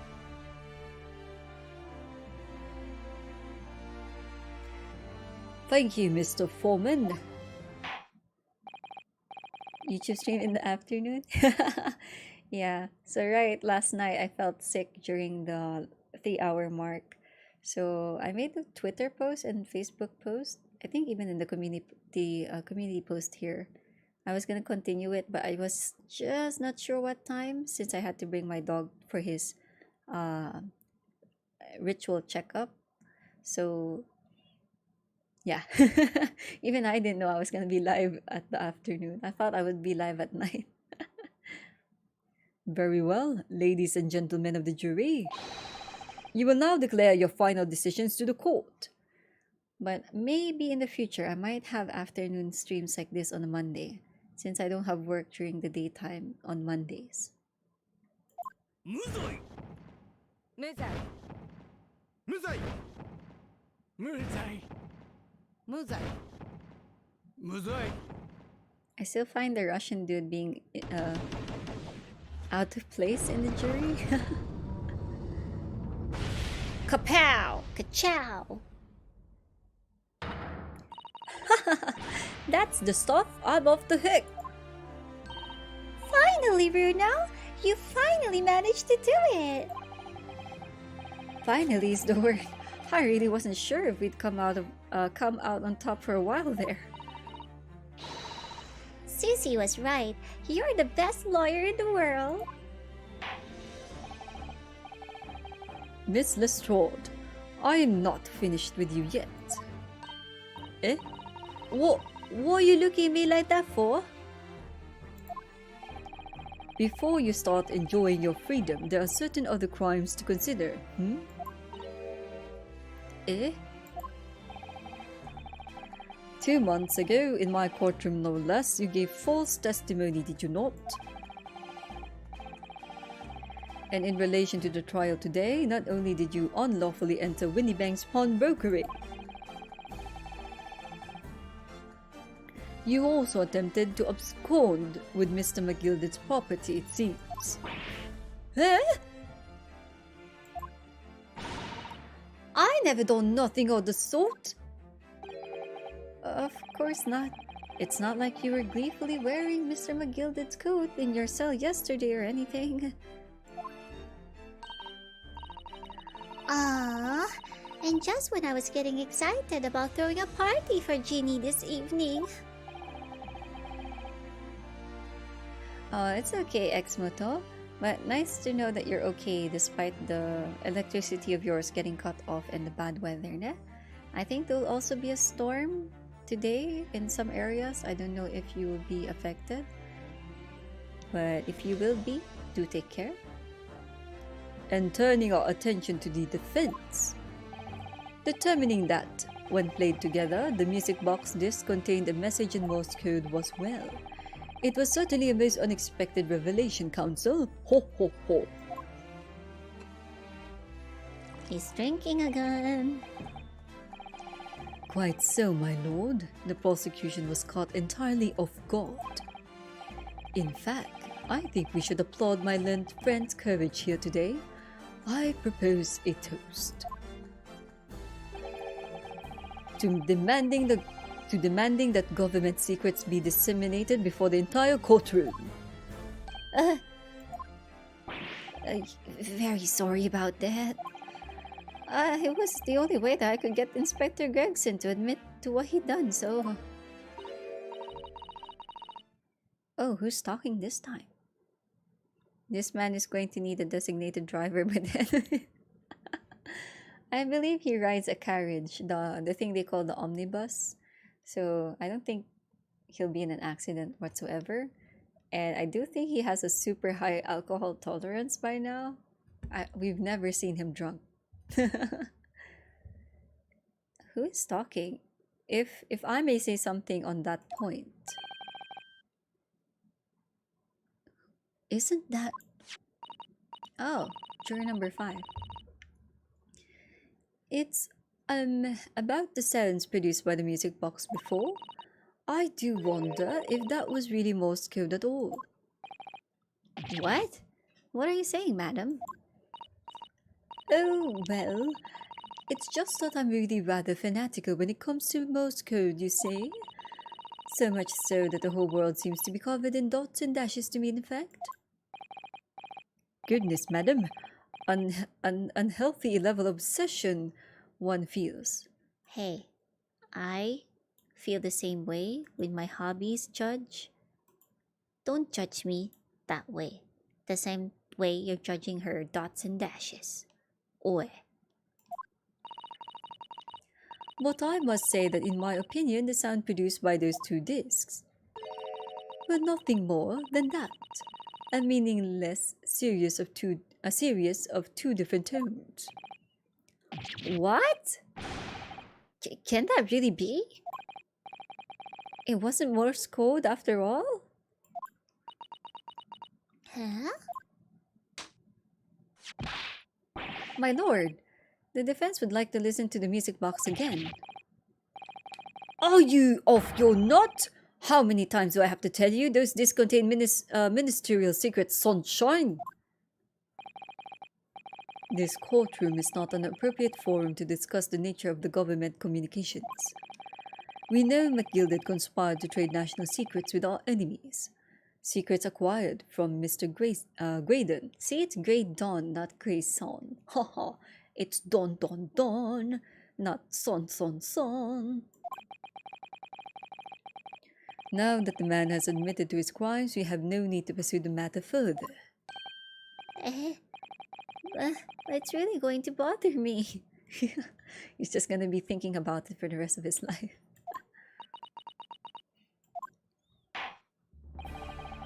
Why are they showing Iris that way? What's she thinking? Miss Lestrade.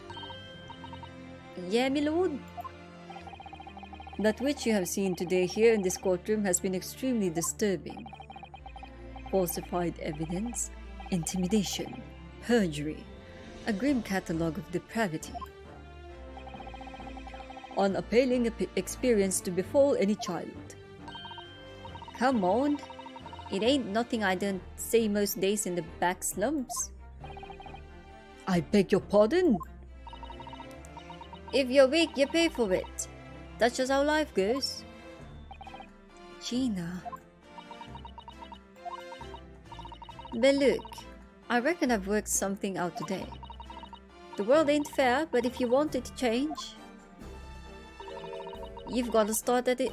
You gotta start at home. You've got to change what you owe yourself. You've got to change how you are yourself.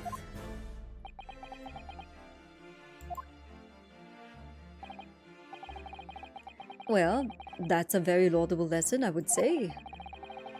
I eagerly look forward to the born-again Miss Lestrade never gracing my courtroom with her presence again.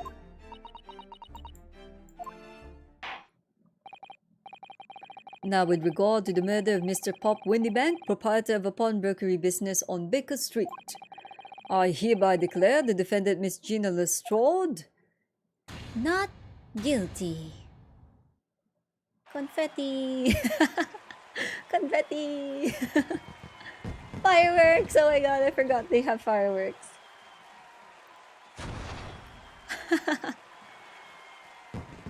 Oh, that's cute. I still wonder how they're not burning the place down with the fireworks, though. That is all. Court is adjourned. Ka-chow.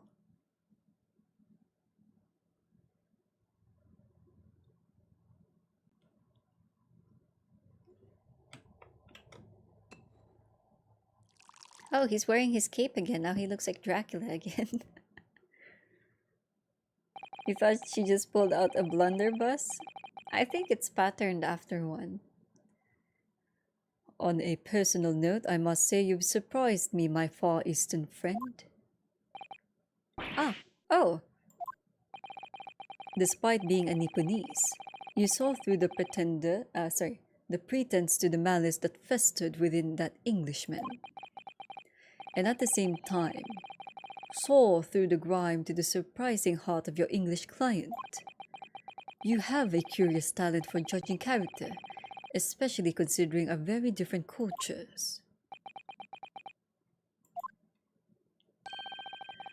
I don't think there's anything curious about it. Whether we're from the Empire of Great Britain or the Empire of Japan, we're all human beings. We're not so very different on the inside. Yeah, something people need to remember nowadays. We're all just people.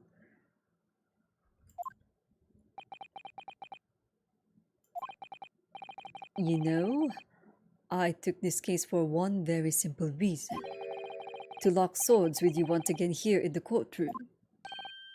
You did? When I encountered you for the first time 2 months ago, it reminded me of toasting friendship and trust with another Nipponese, only to find my trust betrayed. Oh, so no wonder he's so resentful of Japanese people. He had a friend who is Japanese, but betrayed him. I wonder who it was. My bones are a different color. Oh no. That might be a sickness, Gilbert. Sunaku, you're still alive. I thought you went to sleep to Lullaby Town. Though, through you, I hope to look into the eyes of the man I once knew and try to understand. You mentioned something similar earlier today about total betrayal at the hands of the Japanese. What happened exactly? Well, you may ask. And one day, when the time comes, you will learn the answer whether you like it or not. Alright then, I'll wait for that day if I must.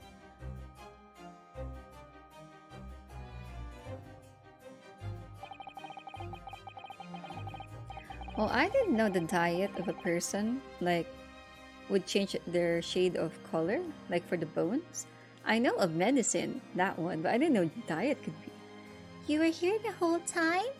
Oh, arigato. Arigato, Snaku-kuma. Ani oji-san? I mean, oji-sama? Why is my Castlevania boss a lawyer? That's his part-time job. Or maybe this is his job after Castlevania, you know? He's gotta earn a living to buy those blood packs to drink. It gives me cause to wonder if our meeting has some deeper purpose. Not another glass. So farewell, my learned Nipponese fellow, until we meet again.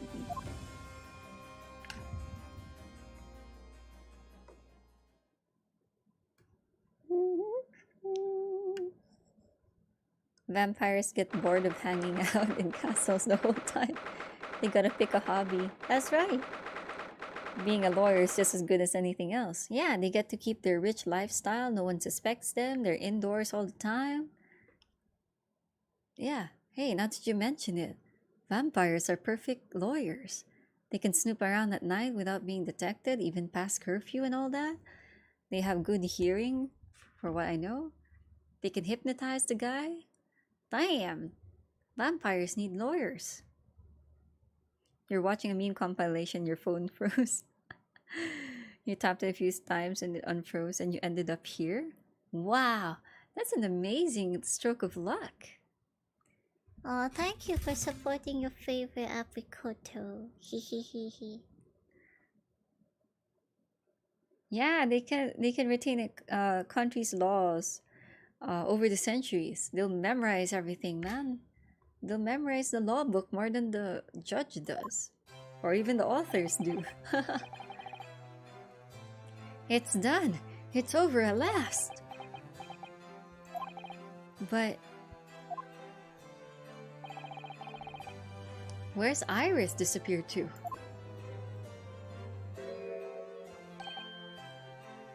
Oh, congratulations, Gina. I knew it all along. I knew that you were innocent.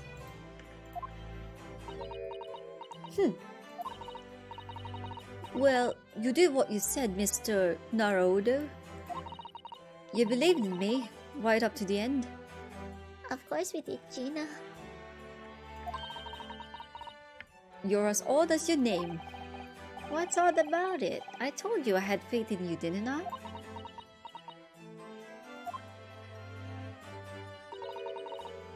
No one's ever has before, you see. Kept a promise, I mean, properly. Oh, that's awful. I figured something out today. All my life growing up in the slums, I've never trusted no one. But that's just cause I've been scared of being stabbed in the back. I mean, the more you trust someone, the more it hurts when they let you down. That is absolutely true, Gina. I know firsthand. My own apricots call me a peach. The betrayal every single time. Yeah, she just gave us the humph. Yes, I think I can understand that. After all, I had a taste of it in that trial 2 months ago. I chose to trust someone and paid for it. That betrayal left a big scar. You know though, Gina, I worked something out quite recently too. Trusting in someone else is really an exercise in learning to trust yourself. And when your gut tells you it's the right thing to do, and your trust is rewarded, there's no better feeling in the world. I think I have you to thank for reminding me of that valuable lesson. Oh, well, if you say so. Don't make a fat lot of sense to me though. I'm trying to say that putting my faith in you, Gina, has been a real pleasure. For crying out loud, pack it in! But I suppose I sort of feel the same way. I mean, sometimes trusting someone else is, alright. Thanks. She's so cute. Now he's bringing back Kazuma.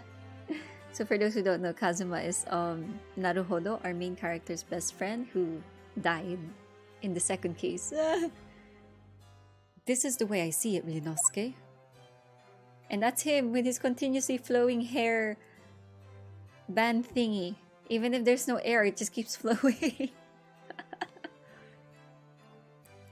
A defense lawyer is only as good as his faith in his client.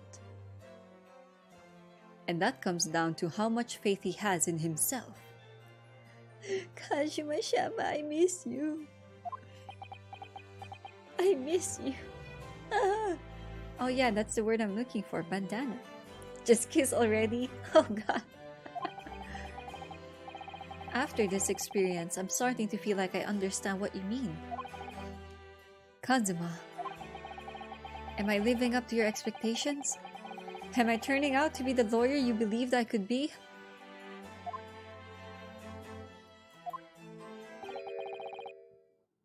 Ooh, pardon the interruption. Who is this?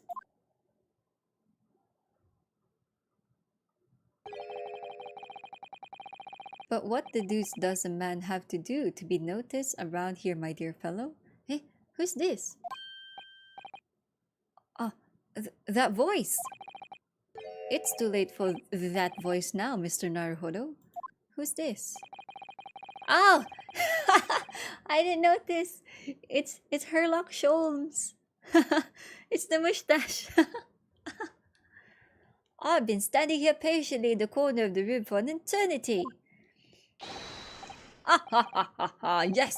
It was me all along. I would have said when finally you noticed me. But you people with your incessant babbling. Oh, Mr. Shelves. Ah ha ha ha ha, yes, it was me all along. You see?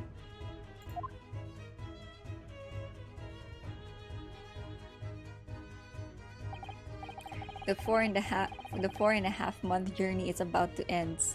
Sad a bit, and me gonna go fast. No problem, CD. Did he just teleport? Yep. That's right. He just teleported. I'd assume he'd been taken back to the hospital, to be honest. Indeed I was, but I managed to escape again. Oh. I happen to be aware of one or two foibles of the doctor who was tending to me. I merely made my knowledge of them known to the man, and he happily issued me with a leave of absence. How very above board. But enough of my adventures. That was a fine victory, Mr. Naruhodo. Your tireless efforts justly rewarded, I feel. Congratulations are in order. As a close friend, I tip my hat to you. Oh, thank you. Some great detective you are. Great at being cold as ice, maybe. Have I irked you in some way, Miss Lestrade? While you've been having a snooze in your nice soft bed, some of us have been fighting for our lives. Ah, well, that bullet did cause me to lose a substantial amount of blood, it's true. So I have indeed been feeling somewhat cold. Not perhaps as cold as ice, but, well, have a feel. Could you take your hands off my neck, please, Mr. Sholmes? And, in some way, I suppose, congratulations are in order for you too, Miss Lestrade. What's that supposed to mean? Why so half-hearted? Well, naturally, it isn't my intention to alarm you, but... an acquittal in a trial with that particular prosecutor is perhaps a little... precarious. Well done, Mr. Sholmes. Not alarming in the slightest. Not at all. Oh, the Reaper, you mean? 'Cause anyone who's found not guilty in a trial he was working on winds up dead anyway, is that it? The very point I was trying to make. As exemplified by the fate of Mr. Macleod, in fact. Hoo-ha! But of course, I paid no attention to such irrational drivel myself. Oh, yeah, well, it don't bother me. Oh, really? Of course not. The way I see it, the Reaper's a bit like I'm upstairs. Him upstairs? You mean like God? Yeah, I'm upstairs. Knows what's what, right? He knows what people are like on the inside. He won't have got the wrong end of the stick. There are some covers like that bog trotter what are rotten to the core. At the end of the day, I'm upstairs. Make sure they get what they deserve. I suppose that's one way of looking at it. Divine justice is one thing though. The Reaper taking matters into his own hands and claiming lives is another. Well, I ain't like the Macleods of this world. So I ain't scared. I got principles, say.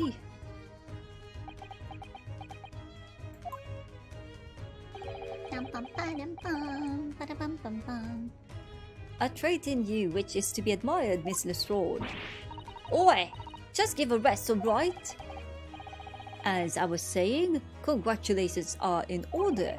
The news of your acquittal was very welcome news to me indeed. Let me express my heartfelt congratulations, Jaina. Oh. Sholmes called her by her first name. Well, There you are, Hurley! How long have you been here? Sholmes just dived into the oblivion. Honestly, I went to the main entrance especially to meet you there. Ah, Iris, my dear, I do apologize. But wait until I tell you what happened. This pair made utter fools of themselves. What happened? As you know, I have a penchant for disguise. I was hiding in this room dressed as a bailiff. But these dolts didn't notice my presence at all. Ha ha ha ha ha ha. They had no idea. Can you imagine, Iris? Would you credit it? I'm not sure, really. I beg your pardon? I'm sorry, Hurley, but you just don't have the weighty presence you seem to think you have. In fact, you really ought to be careful about that. It's going to land you in trouble one day. I'll be careful. Ouch. Anyway, it's such a shame. I was so hoping to throw a party for Ginny tonight. But you won't be able to come, will you? I totally agree. All of the female supporting characters in Ace Attorney games are so cute. So cute. They look like I'm gonna be going anywhere for a while. Here are the Judge Patter. I got stuff to make amends for, apparently. All of them offenses. What was it again? Breaking and entering, taking the bog trotter stuff was what in log, blah blah blah. Yes, I think you'll find that basically being a pickpocket is the main offense. But diving ain't an offense. It's a job, isn't it? I don't think so. Still, it has got me thinking all this. Maybe I should start looking for another line of work.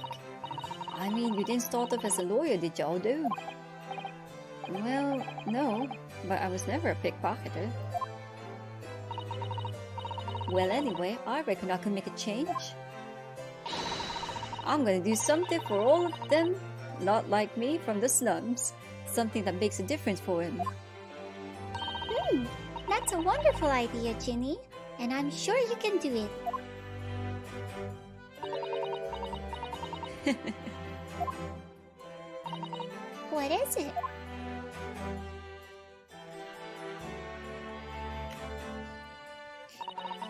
Nothing. Miss Gina Lestrade. The prison carriage has arrived, ma'am. Come with me to the rear gate at once. Right. Well, looks like I'm off then. Yes. Goodbye, Gina, and good luck.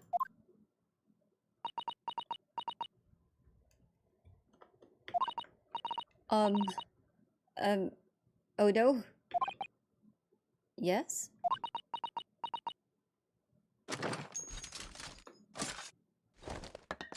Damn, she's gonna shoot at us. Ah! What was that for? I don't know. I mean, I don't know what to say, so... Ah, indeed. Perhaps the situation calls for a phrase. Hitherto, I don't know how to read that one. Missing from your vocabulary, Miss Lestrade. Eh? On occasions such as this, I would recommend a simple thank you. Oh. Attempted murder. She comes blasting, yeah. Basically, that's like a smoke screen with colors on it, on the smoke. Oh yes, it's good advice, Ginny.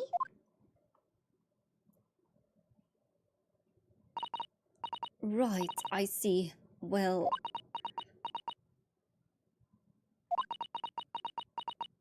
Oh, she's shy, so cute.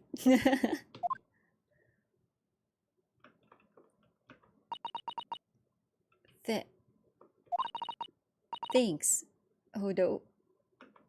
Oh, she's so cute. I like. Can we take her home? Can we take her home? Can we hijack the prison carriage and just take her home? Oh, that's so cute.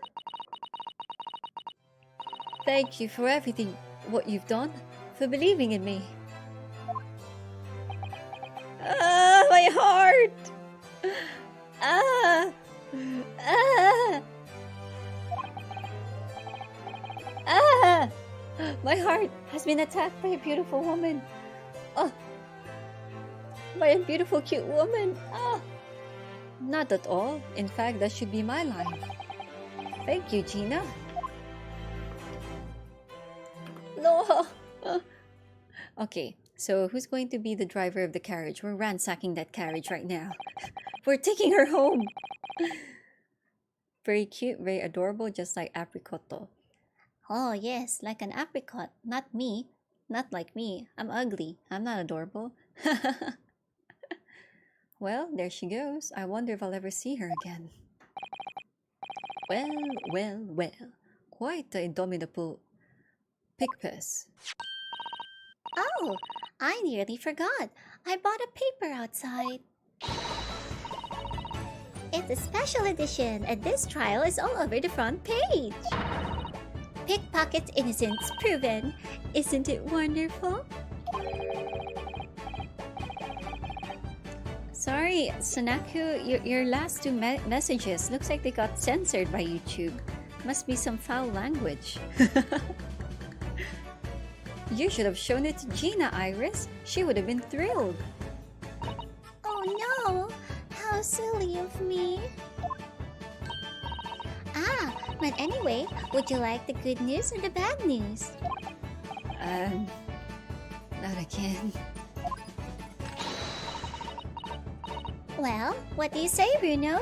Hurley? As usual, I think I'd rather get the bad news out of the way first. Absolutely not. I have no intention of listening to anything but good news. And there you have it. How people answer that question says a lot about them, doesn't it? Let's not go there. Alright then, maybe let's start with the good news this time. The rain has finally stopped.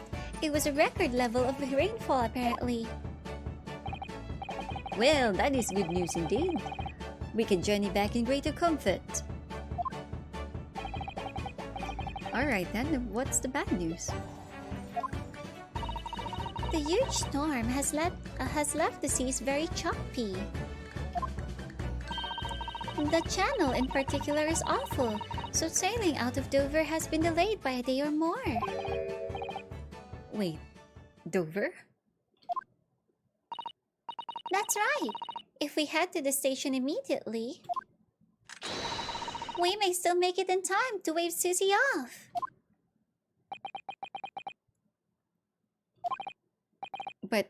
But...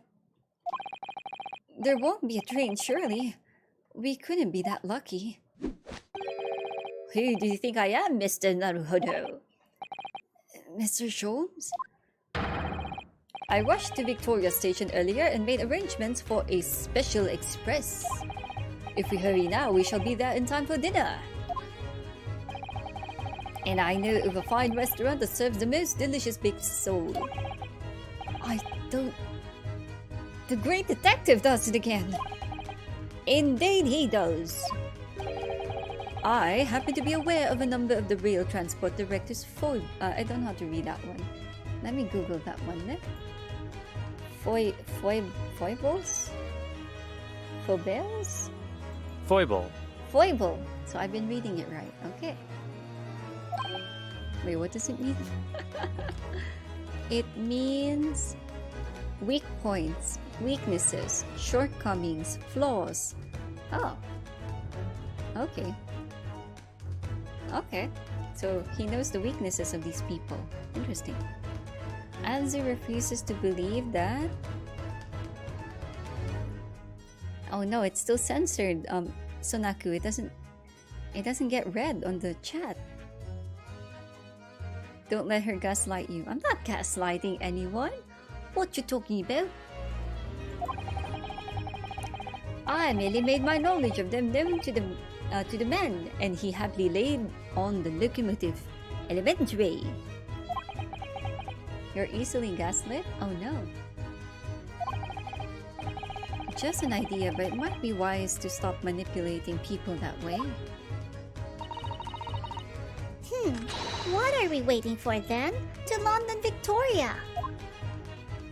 Nah,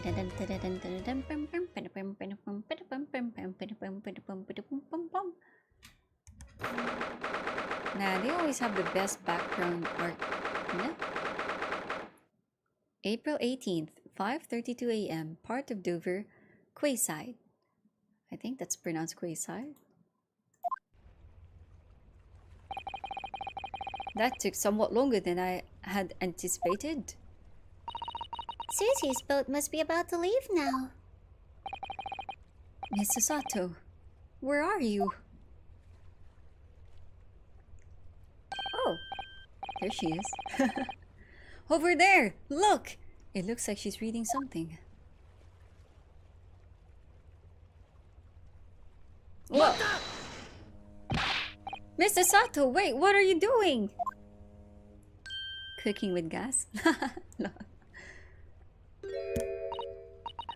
Mr. Naruhodo? What are you doing here? We came as soon as we could after the trial. I mean, we heard that sailings were being delayed due to the bad weather, you see. Oh, I see. Then tell me, how did Gina's trial go? It went well. She was acquitted.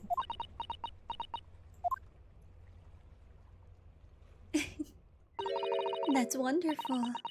Really wonderful news. Her smile is cute. The book you were about to throw into the sea. It was your encyclopedia of British law, wasn't it? Oh dear, I was hoping you hadn't seen that.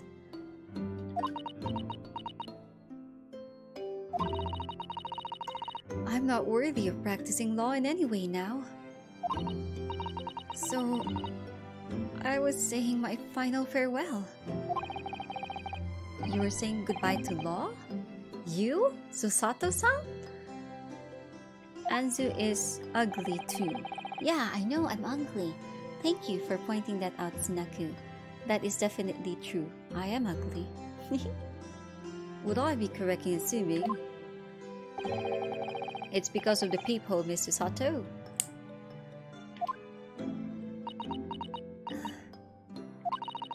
I deliberately altered the scene of a crime, and then I tried to hide the fact.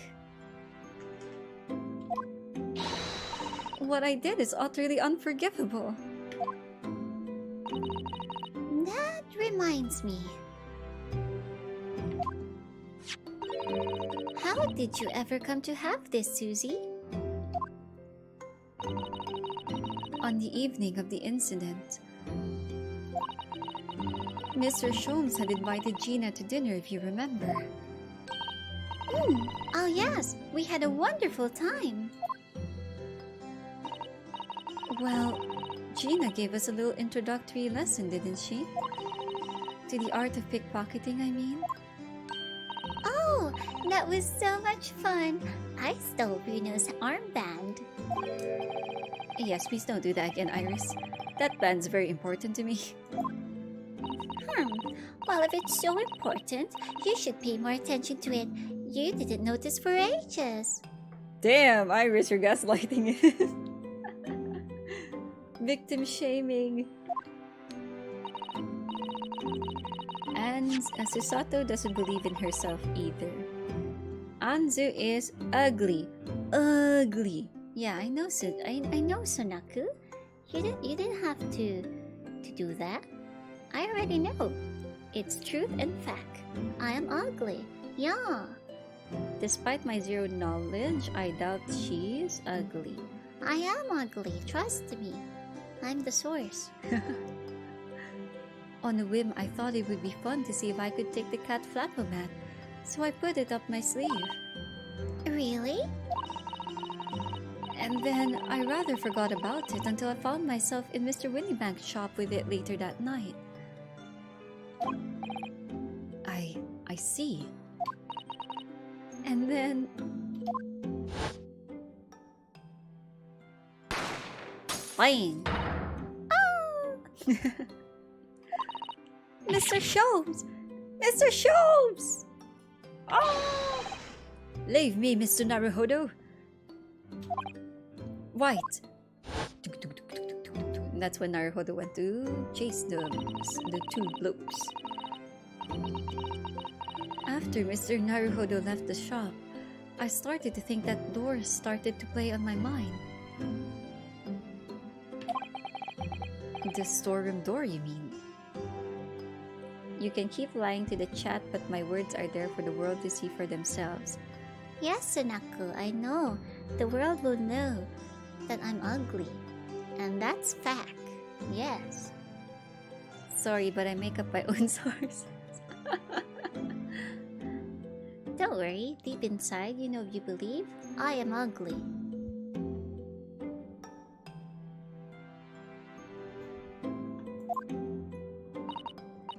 Yes. If Gina was anywhere in the shop, I realized it could only be behind that door. And at that moment, the little device that I had up my sleeve sprang to mind. I was so worried about Gina. I simply had to know. So you used the cat flapomat to make the peephole in the door. As captured in a photographic print of the shop by one of Hurley's red-handed recorders. Indeed, it was of the first importance, that point. Precisely when the people was made, that information would prove to be Mr. Naruhodo's greatest weapon. Though naturally, without proof, it would have amounted to nothing. It isn't a fact that you're ugly. Yes, it is a fact that I am ugly. It is a fact that you are most deplorable, apricoto. Yes, that is correct. I'm the most deplorable, hideous apricoto. That's right, Sunaku. Preach. Preach.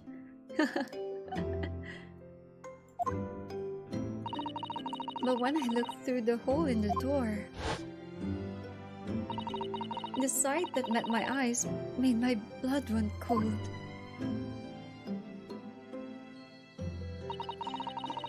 Thoughts started to run through my mind.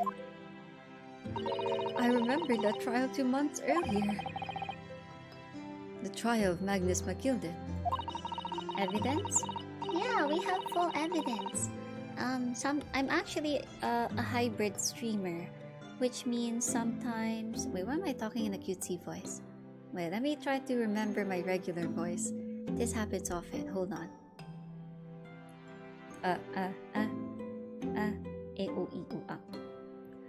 Well, I'm actually a hybrid streamer, so that means there are times I stream with my avatar as the one you see, and sometimes I have face cam, meaning like I just stream as the person behind this character. But so far in YouTube, I haven't done a face cam yet. So I usually do it over at my Twitch channel. So in case you did not know, I do stream in Twitch as well. So yeah, my audiences from there are usually the ones who come here also, and a few people here are new. So yeah, they've seen my ugly ass face. I thought about how he had manipulated the evidence and arranged false testimony to secure his freedom. It made the British justice system feel very dark and sinister to me. Don't worry, sometimes I forget Twitch exists too. But since that's where I started, I do stream there at least once a week. Sometimes twice a week, depending on my schedule. You've seen how cute apricots are. Yeah, apricots are cute. The fruit. But I've seen how ugly Anzu is. She tells the truth. I knew it. Yes, I am ugly. I know. Then a terrible thought occurred to me. What if some wicked criminal was planning to do the same thing now? Because from the appearance of the crime scene, it looked exactly as though Gina had shot Mr. Windybank. Even though I was sure she would never have done such a thing. You were worried that the true culprit would try to frame her for the crime? That's right. But then I realized it would be very difficult for anyone to give false testimony in this case. What do you mean? Well, the crime appeared to have happened behind the door of a locked room. For someone to claim falsely to have witnessed it, there would have to be a way to see beyond the door. For which a peephole would be the very thing. Only the peephole I had made wasn't actually there until after the crime had been committed, of course. And the criminal would know that, so it wouldn't make any difference. But the possibility of a rather ingenious trap was there, was it not? A trap? Is that why she did it? So, is that why you kept it a secret, Susie? You never mentioned that you made the people to anyone, not even to the police.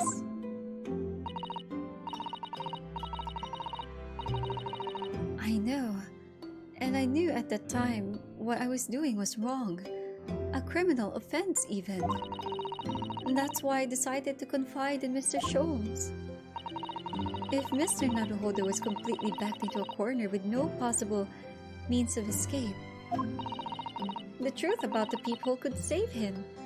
That was my plan. Oh, another message from Sunaku in the chat. Stop letting everyone know my words are true. Don't worry, I'll keep everyone informed that what you say is the truth, that I am ugly, deplorable, detestable, disgusting. Yes, disgusting, I am. I'm very ugly. Yeah, so ugly. Yes. She really does think of everything. But then, why didn't you just tell me everything before the trial began? My dear fellow, you're not thinking straight. If she had done that, it would have been rendered you complicit in the whole escapade.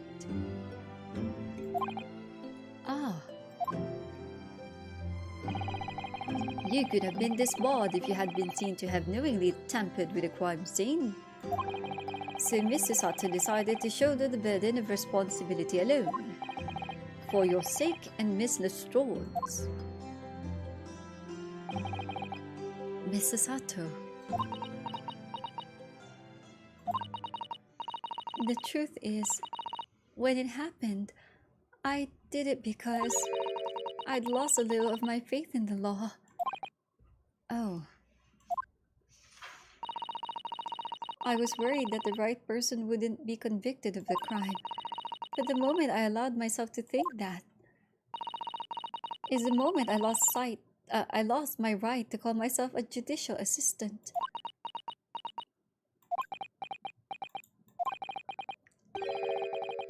What you did isn't comparable to what he did.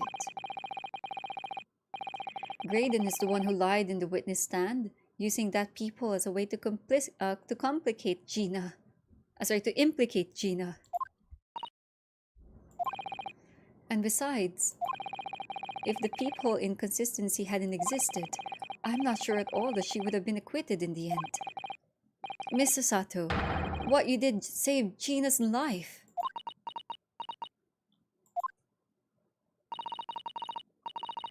Well, with your kind words, Mr. Naruhodo, you've saved me too from my regrets. She's so cute.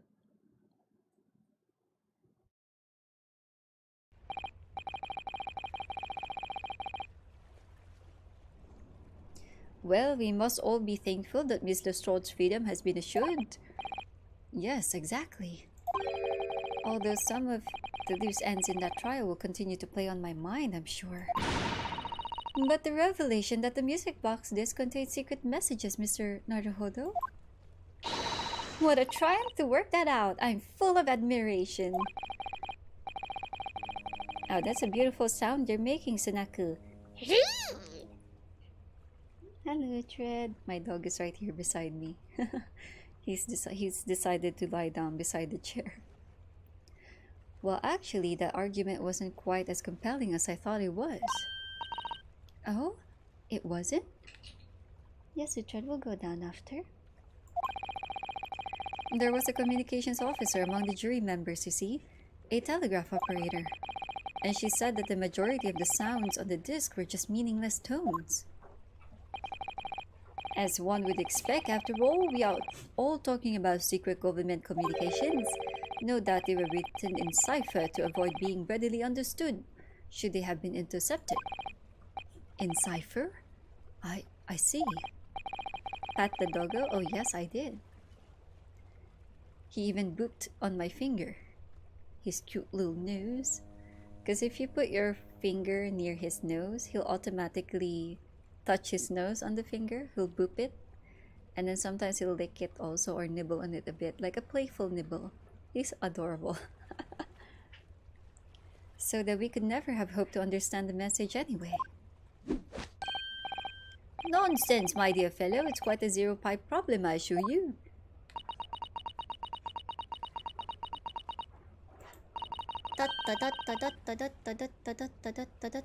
A. So-gi. Wait, Asogi? That's Kazuma's last name, our dead best friend. What?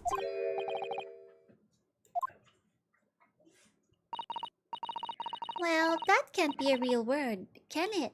How funny. Wait, Iris, what did you just say?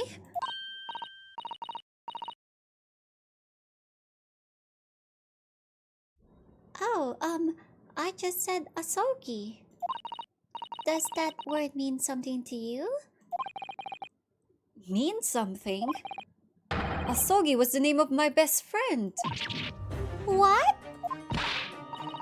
But how? How do you know that name, Iris? Hold on, Uche. My dog is like, bring me down. We're almost done, baby. Wait. I wrote it down during the trial before, when the message was playing on the music box. She transcribed it on the fly? She really is a genius. I thought the message probably wouldn't be written out in plain Morse code, so I tried various ways to interpret it. But whatever I tried, the words just didn't seem to make any sense. That is, in English at least. Oh. It suddenly occurred to me, you see. There's more than one Morse code, not just the English variety. Various countries around the world have altered and added to Morse code to use it in their own language. I don't believe it. Are you saying... That's right. I've only actually seen a chart of Japanese Morse code once before. But I think it's based on the Iroha pangram, isn't it? And you mean to say that in Japanese Morse code the message says asogi? Yes, I think so. Sorry, but I don't remember all of the Japanese Morse code. Iris, would you let me see that? Mr. Sato, do you know it? Do you know Japanese Morse code? Yes, I spent some time studying it. Because I'm quite sure Morse code will become ever more important for international communications. Then might I recommend, my dear madam, that you focus your efforts on the English version? Be that as it may, Iris, show the message, please. Of course.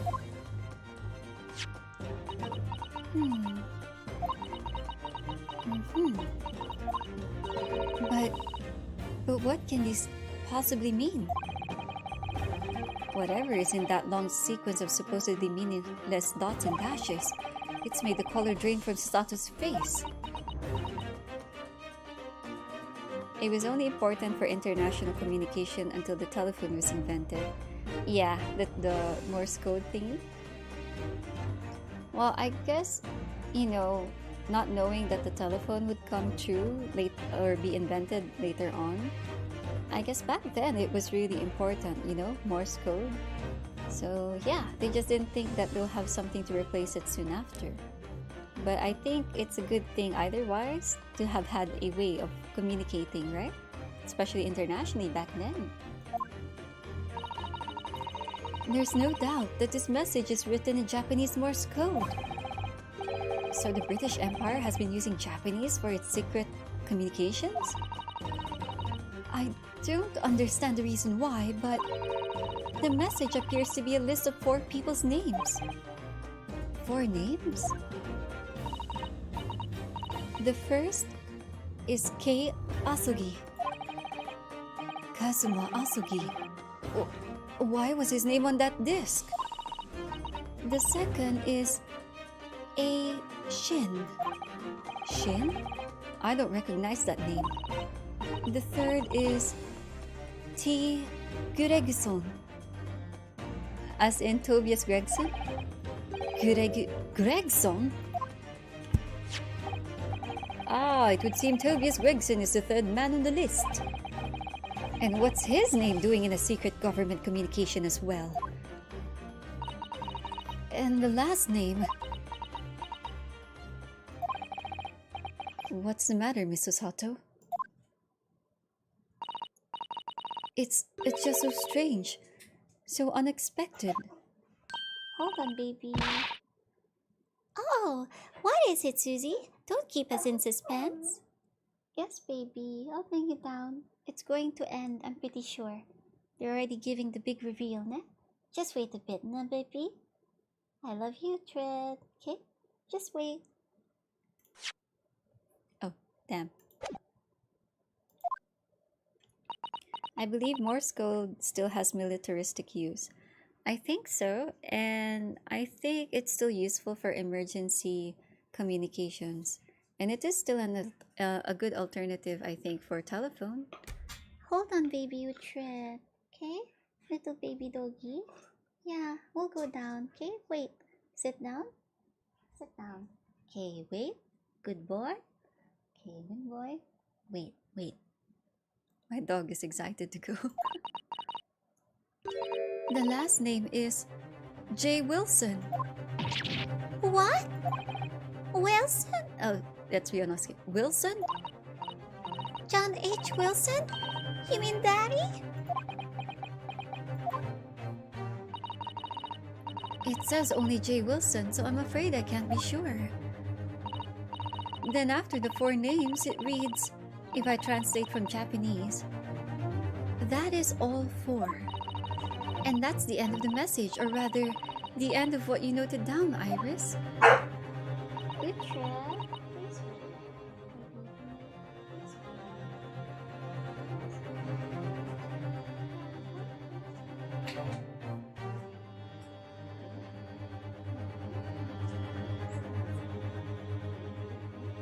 be patient, baby.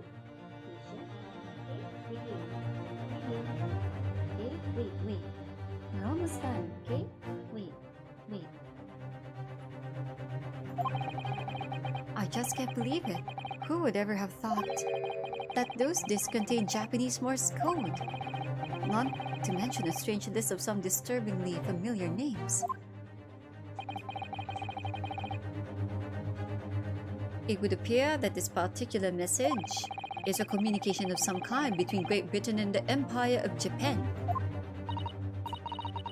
Who is Wilson? So Wilson is Iris's biological father.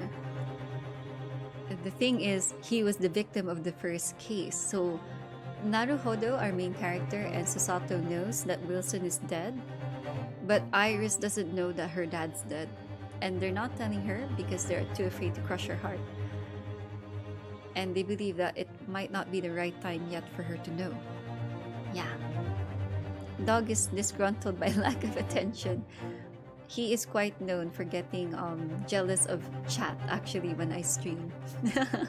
he would hold his bladder so he would have an excuse to take me out from the stream, or he just tried to get attention in general.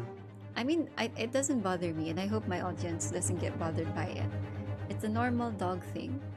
At the same time, yeah, sometimes I do stream for like 2 hours, 4 hours, so I'd understand.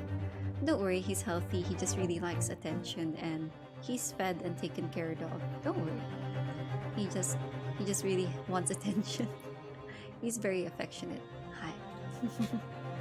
So, Daddy could be in Japan then, where Susie and Runo's come from. Dog learns your stream schedule. Actually, I feel like he does. Because it's always during those times where he starts being a bit extra. Well... No, it's not very likely, really, is it?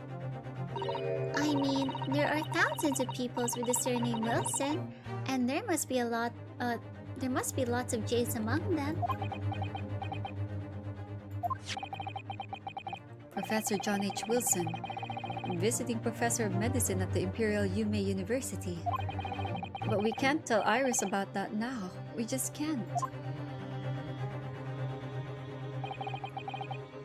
This is so strange. Somehow in solving the case of Mr. Windybank's murder today, I feel like I've rolled back a boulder at the mouth of a very dark cave.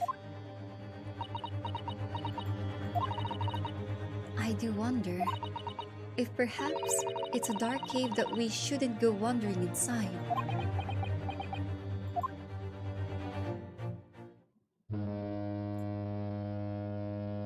Okay, I want to dub this one. So the boat goes honk. Like a goose. Honk. Oh dear, the ship is going to set sail soon. Anzu isn't talking good enough. What? Anzu isn't taking good enough attention of Dogo. Time to go rescue Dogo. Oh my god, Sunaku. Perhaps the list is a hit list? Could be, because our best friend, Kazuma Asogi, is dead. John Wilson is also dead. So we have Gregson, who's still alive, and then there's one person named Shin that we don't know who he or she is. Wait, the tread, I'm almost done. Almost done. It's very, very close, okay? Wait.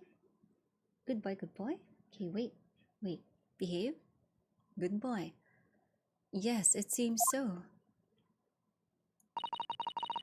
I'll sail on that steamship first to the port of Duncan in France.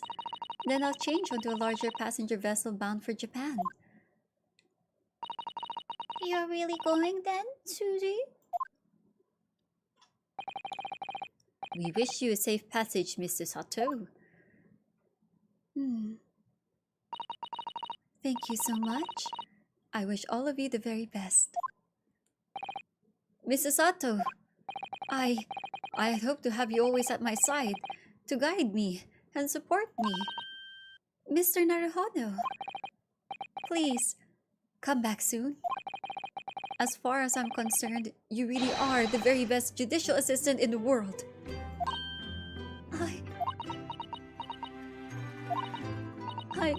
I'm quite sure I'll be back before you know it. Really, Susie? Oh, now don't forget, Iris. I made you a promise I've yet to fulfill. A promise? About your manuscript. Ah! Oh yes, the Hound of the Baskervilles. I'll be waiting for you then, Susie. A promise is a promise.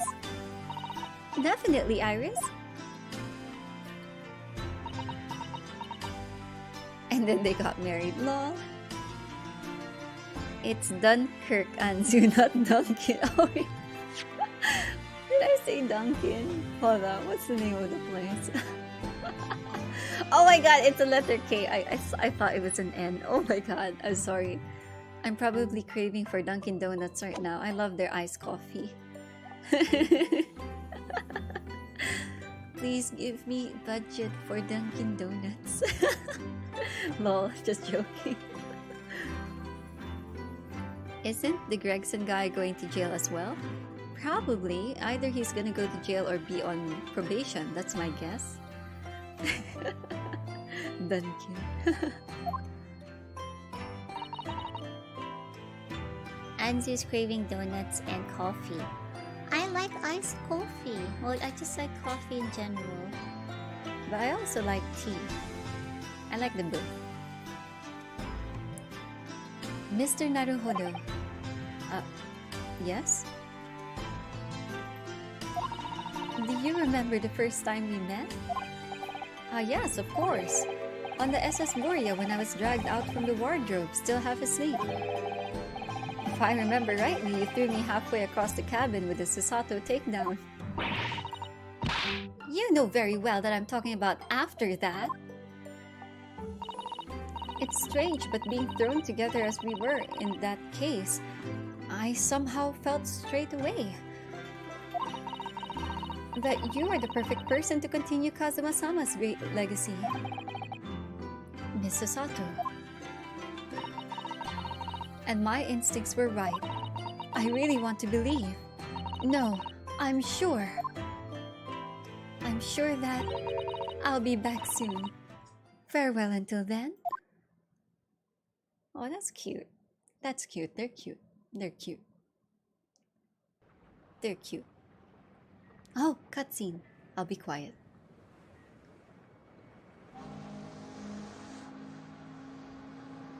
これでなるほど龍之介最初の冒険の物語はおしまいだ思えば不思議な運命に導かれてここまで来たような気がする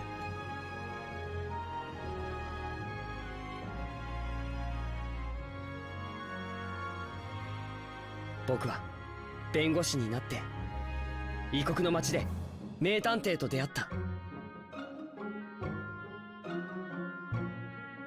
これからもきっとさまざまな困難が僕を待ち受けているのだろう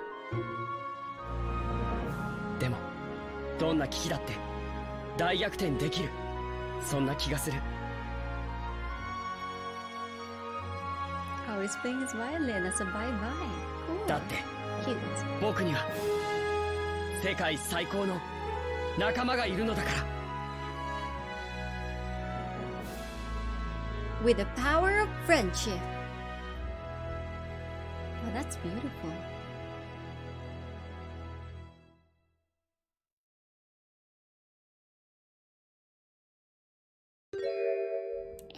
Nani? Oh yes, Mr. Naruhodo. And what now, Mr. Sholmes? Yes, baby, almost done. Yes, Mr. Sholmes? I have some rather awkward news. What? The railway company has decided to sue over the special express train apparently. What? Huh? It caused such a commotion on the line. All the other trains had to wait at stations. Oh really? We would never have made it to Dover in time otherwise. Anyway, I explained everything and how it was all your fault. What? I believe a formal complaint should be delivered to your office tomorrow. But not to worry, my dear fellow. According to Mr. Sato... You love defending yourself in court. Huh? Huh? Huh? It's alright. I'm perfectly happy to testify. He really didn't look like the sort of man who'd do something so outrageous. See? Mr. Sholmes? Yes? A word if you don't mind. Why, certainly, any word you like. Bellow it out, my dear fellow. Oh yes, I love Bruno's words. And I know just the one he'll use here. Then I really must say...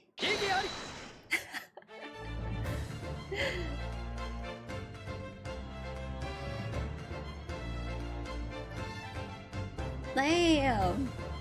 I like the last scene though. That was really nice. I hope Sasato-san and Naruhodo do continue as a duo. I feel like they're the Maya and Phoenix Wright of this game, right? So I hope they stay together. Ne?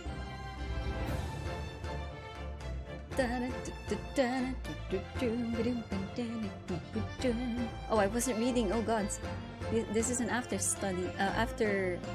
story thing. So he sold something, right?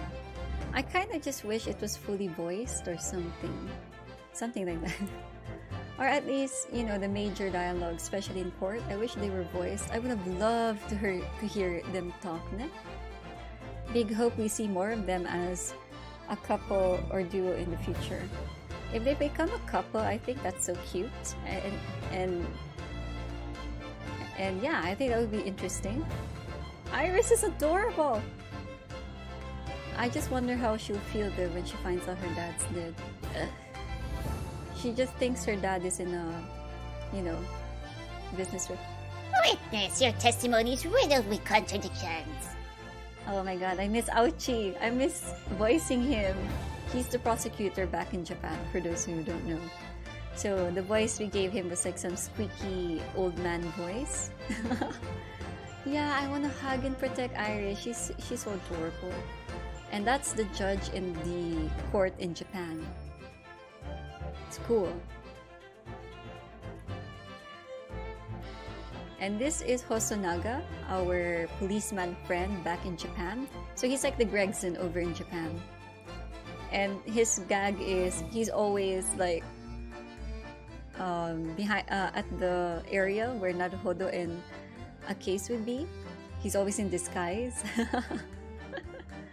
Well, you did show up at the end of the game, Gilbert.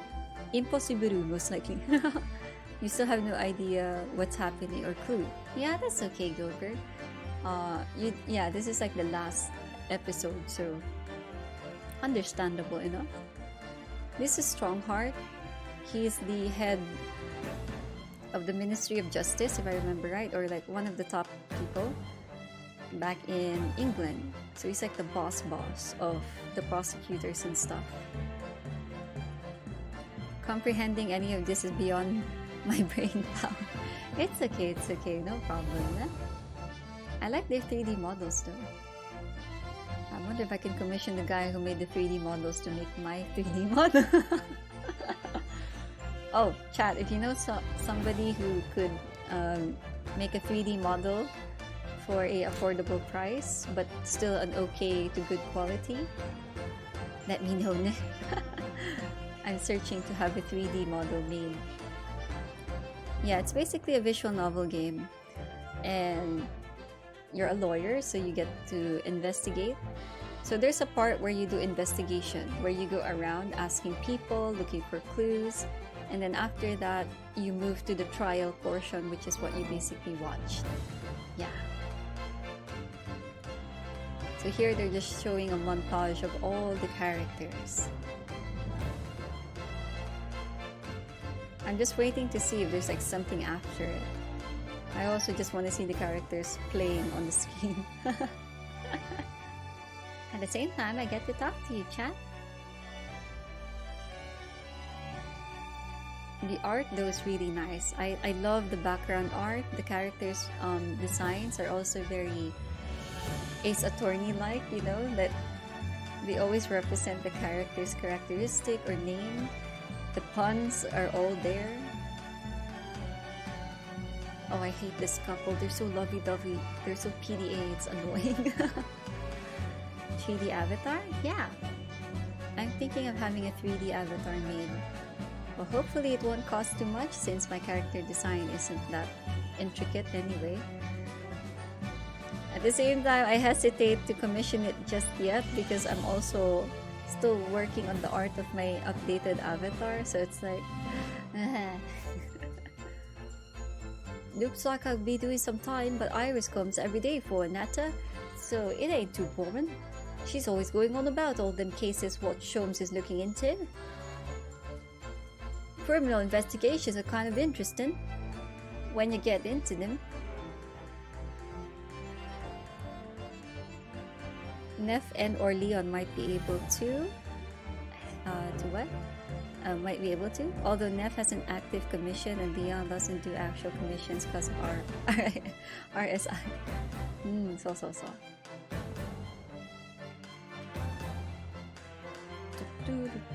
Oh my god! Graydon and the two brothers are in one jail cell.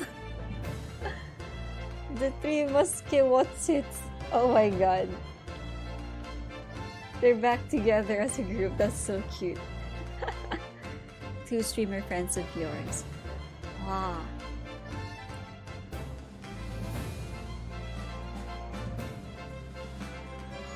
Well, because I have a...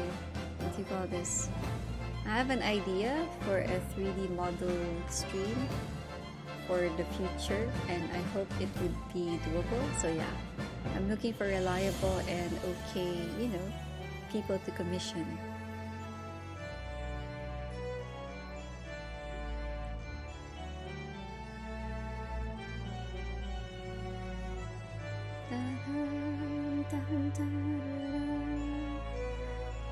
I also realized Great Britain is like one of the most superstitious countries in the world because of their folklore.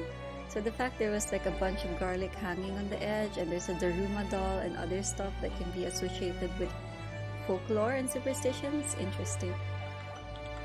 Oh, that's cute! Oh, kawaii! They even have the cat Wagahai. That's so cute, look at them. Adorables! Adorables. Adorable. No, Kazuma!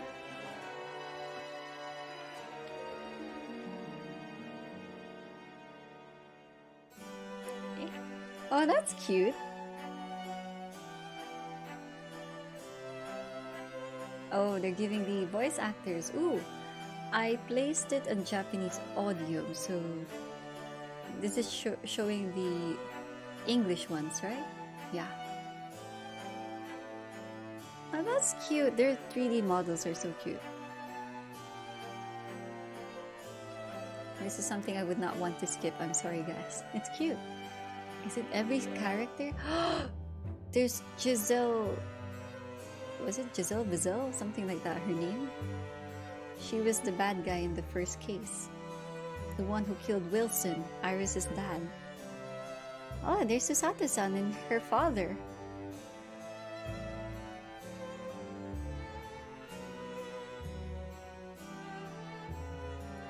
The vixen. そうだね. Why he do IGIARI us? Ooh, that's the cast in the second case, when you were riding SS Boria, which was a Russian ship. There's Hosonaga-san, the detective guy, dressed up as one of the sailors. He was undercover to protect Kazuma, but unfortunately Kazuma still ended up dying.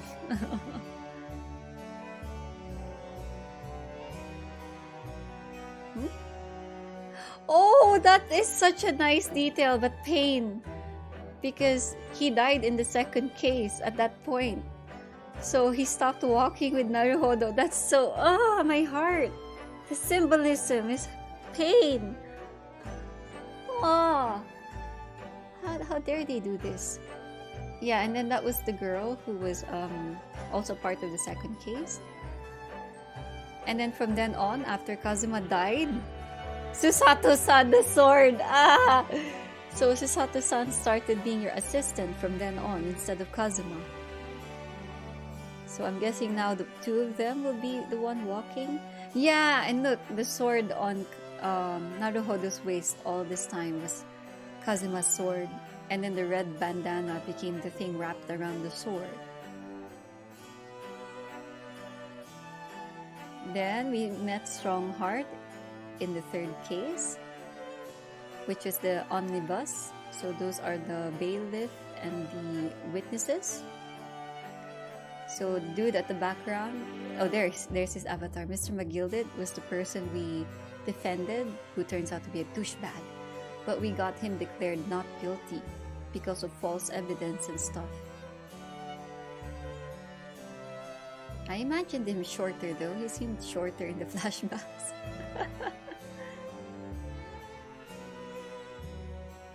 Then we met Mr. Shones, I remember. But no, the first time you meet him actually is in the second case. But then he becomes more prominent from this point onwards. There we go. That's cute. Then that's the case that came after. So there's that annoying couple. Then the husband and wife. And then there's Natsume Soseki and Wagahai the cat. He was the guy we defended and got him cleared. And then Iris becomes part of the group. Is she going to join the line? Oh yeah, they're by height. No, except for Shomes. Shomes is the tallest. And there we have a objection with the leg on the background. There's your Baron von Zeeks. Oh my god, he's taller than Shomes. He's a joint. And there's the three. Oh, the group posing is so cute. And there's our beautiful, cute Gina smiling at the background. And there's her model. Adorable. Adorable. Aw, this is such a nice scene. I am so touched. And also very thoughtful of like the characters being together. Oh, my heart.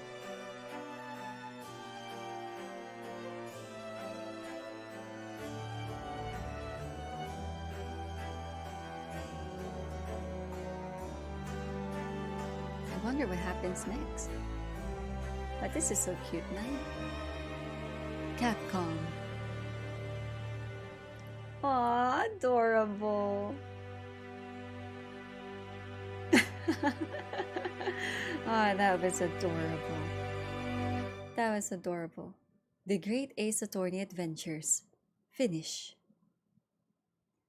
My room's lights are off, so that's why my model's not moving, because it's dark.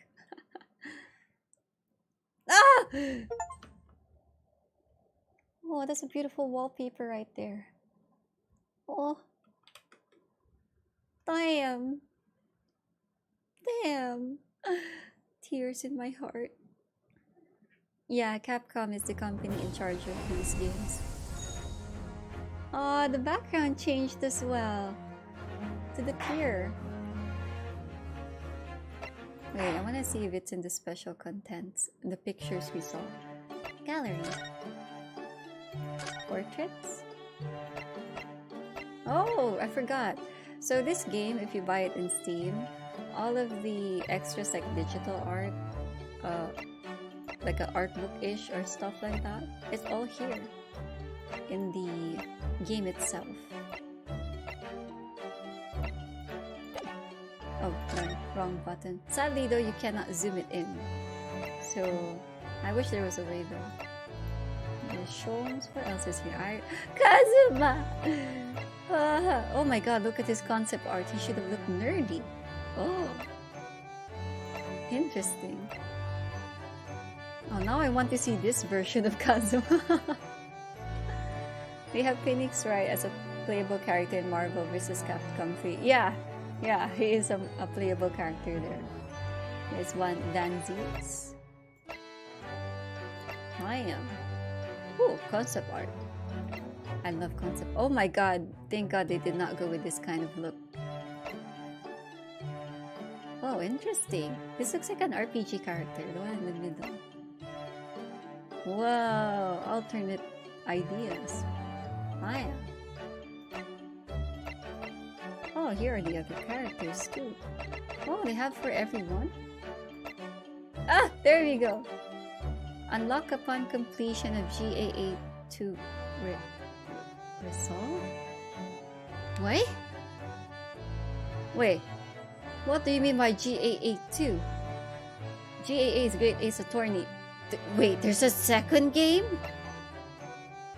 Ah, they're so cute here. But there's no DLC for this. I'm confused. Oh, we can watch all of those. Wait, no, this is a trailer? Ah, promotional stuff. Interesting. Oh, you can watch the credits all over again. Okay. Escapades. Are these the escapades? Taylor, what's this? Outfits are only available for use in the Great Ace Attorney 2. There's a second. Oh, look at that! Steampunk. Oh, that's cute! Look at that! Shoms looks like that Western otaku friend you have that wants to immerse himself in Japanese culture. Okay, I'm gonna keep that on. But how do you play the second game? Yeah, Steampunk Susato, let's go! Accolades. Oh, achievements.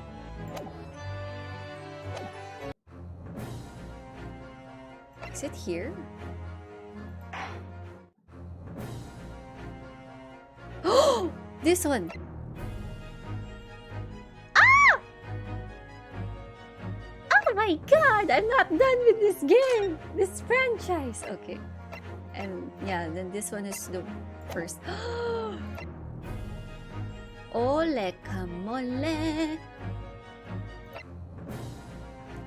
Oh, so the first part is called Adventures. And the second part is Resolve. Damn, does that mean I have to rename all of my videos? Because I guess they made Great Ace Attorney Chronicles as like the collective version of it. Or I could just change the number like 1-1, 1-2 to say that's the first game. So I guess the succeeding videos would be like 2-1 for the first episode for the second part. I think I'll just do that. Damn! How many adventures are these? Episode 1, The Adventure of the Blossoming Attorney. Oh, that's a cute photo. Who's this? Oh, is this the Sato-san now? Is that her? Episode 2, The Memoirs of the Clouded Kokoro. Kokoro. That's a story by Soseki Natsume. So I guess he's going to be in this episode again. We'll meet him again. The Return of the Great Departed Soul. What? Great Departed Soul. Is this like a Frankenstein-themed story? Someone was revived from the dead? Episode 4, Twisted Karma in His Last Bow. I like the title card. Final chapter, The Resolve of Ryunosuke Naruhodo. Oh, intriguing. Damn, I'm not done with this game. You were going to play Dark Souls, but this was far more intriguing. Aw, thank you. I guess that's a good thing. Okay, so we know the existence of a second game. This is what I'm going to do. I'll take a break from the game since we just finished like the whole first one. So maybe 1 or 2 streams here in YouTube is going to be like a different game, maybe some more casual games or whatever I could find. And then after I feel like I'm rested from Ace Attorney, we'll go back to start the second game. Is that alright? 24-hour stream? Oh hell no! The longest stream I did was I think 14 hours back in Twitch when I had some kind of those subathon thingies or like long stream thingies. Yeah. So yeah, maybe 1 or 2 games that are different as a way to refresh from Ace Attorney. Then after that, we'll get back to this game. Alrighty. Alrighty. That's the right arrow inactive. This one. It just switches back to the first game. So I think it's only 1 and 2. This is... Oh, interesting also. In the first game, the background they're using is the courtroom in Japan, while the second one uses the one in Great Britain. Nice detail. Anzu. Nani? What is it? Sonaku kuma ani oji-sama. What's wrong? Watch there be a third. No. There is a third game out right now. Don't know if it's included with Chronicles. Wait, what? There is? No, you're pulling my... Google Chrome, where are you? Great Ace Attorney 3.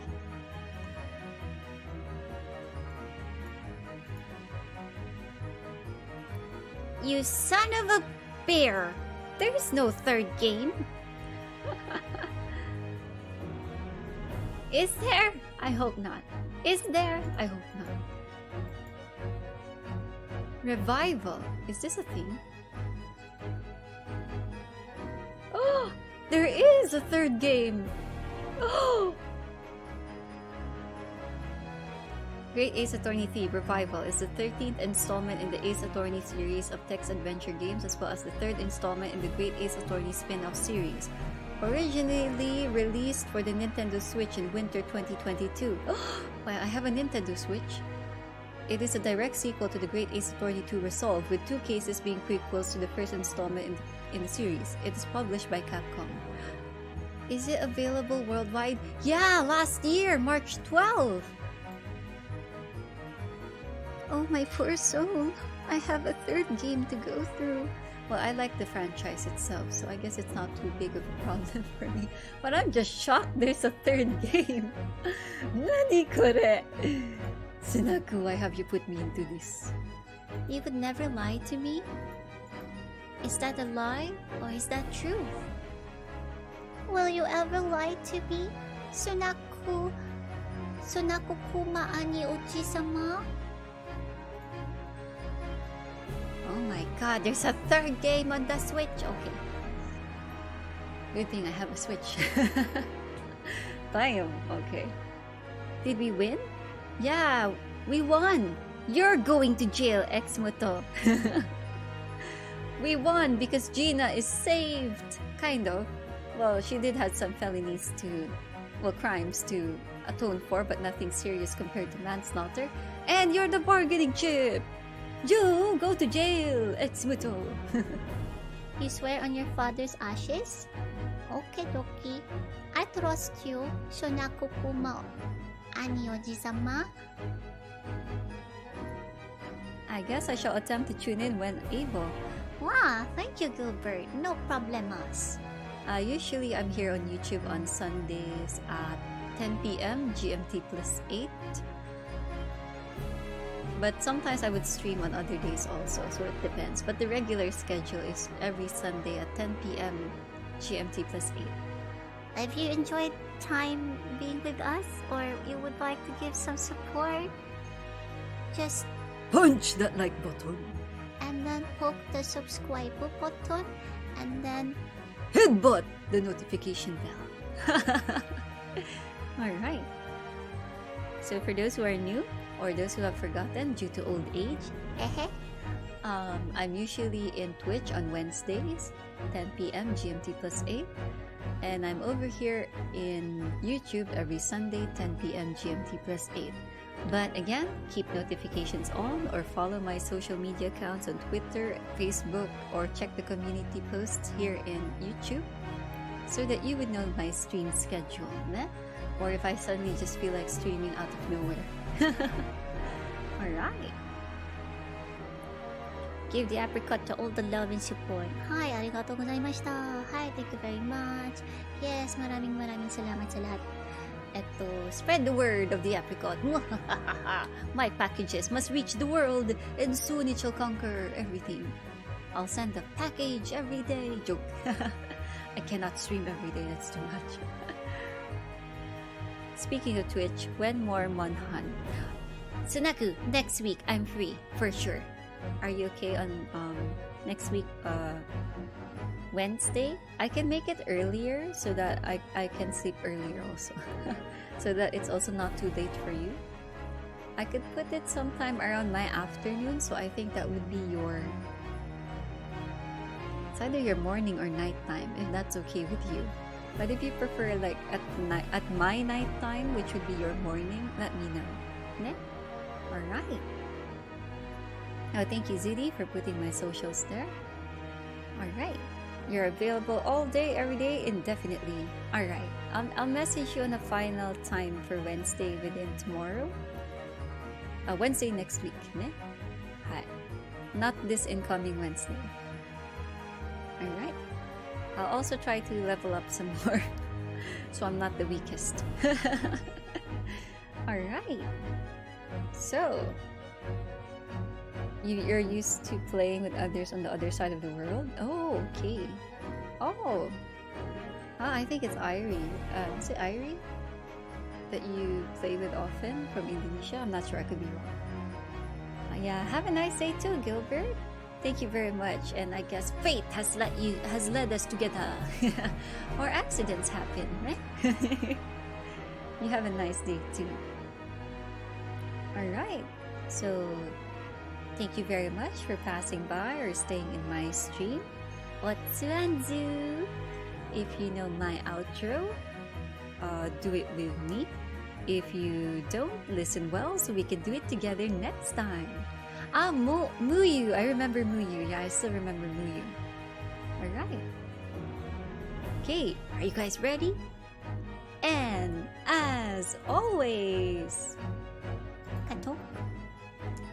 I'll see you in the next package delivery. Bye bye. Okay guys, let's give our best IGIARI, meaning objection in Japanese. If you want to say it objection in English, that's fine with me. Are you ready? Seno. IGIARI! Oh no, my voice cracked. One more time. Are you ready? 1, 2, 3. IGIARI!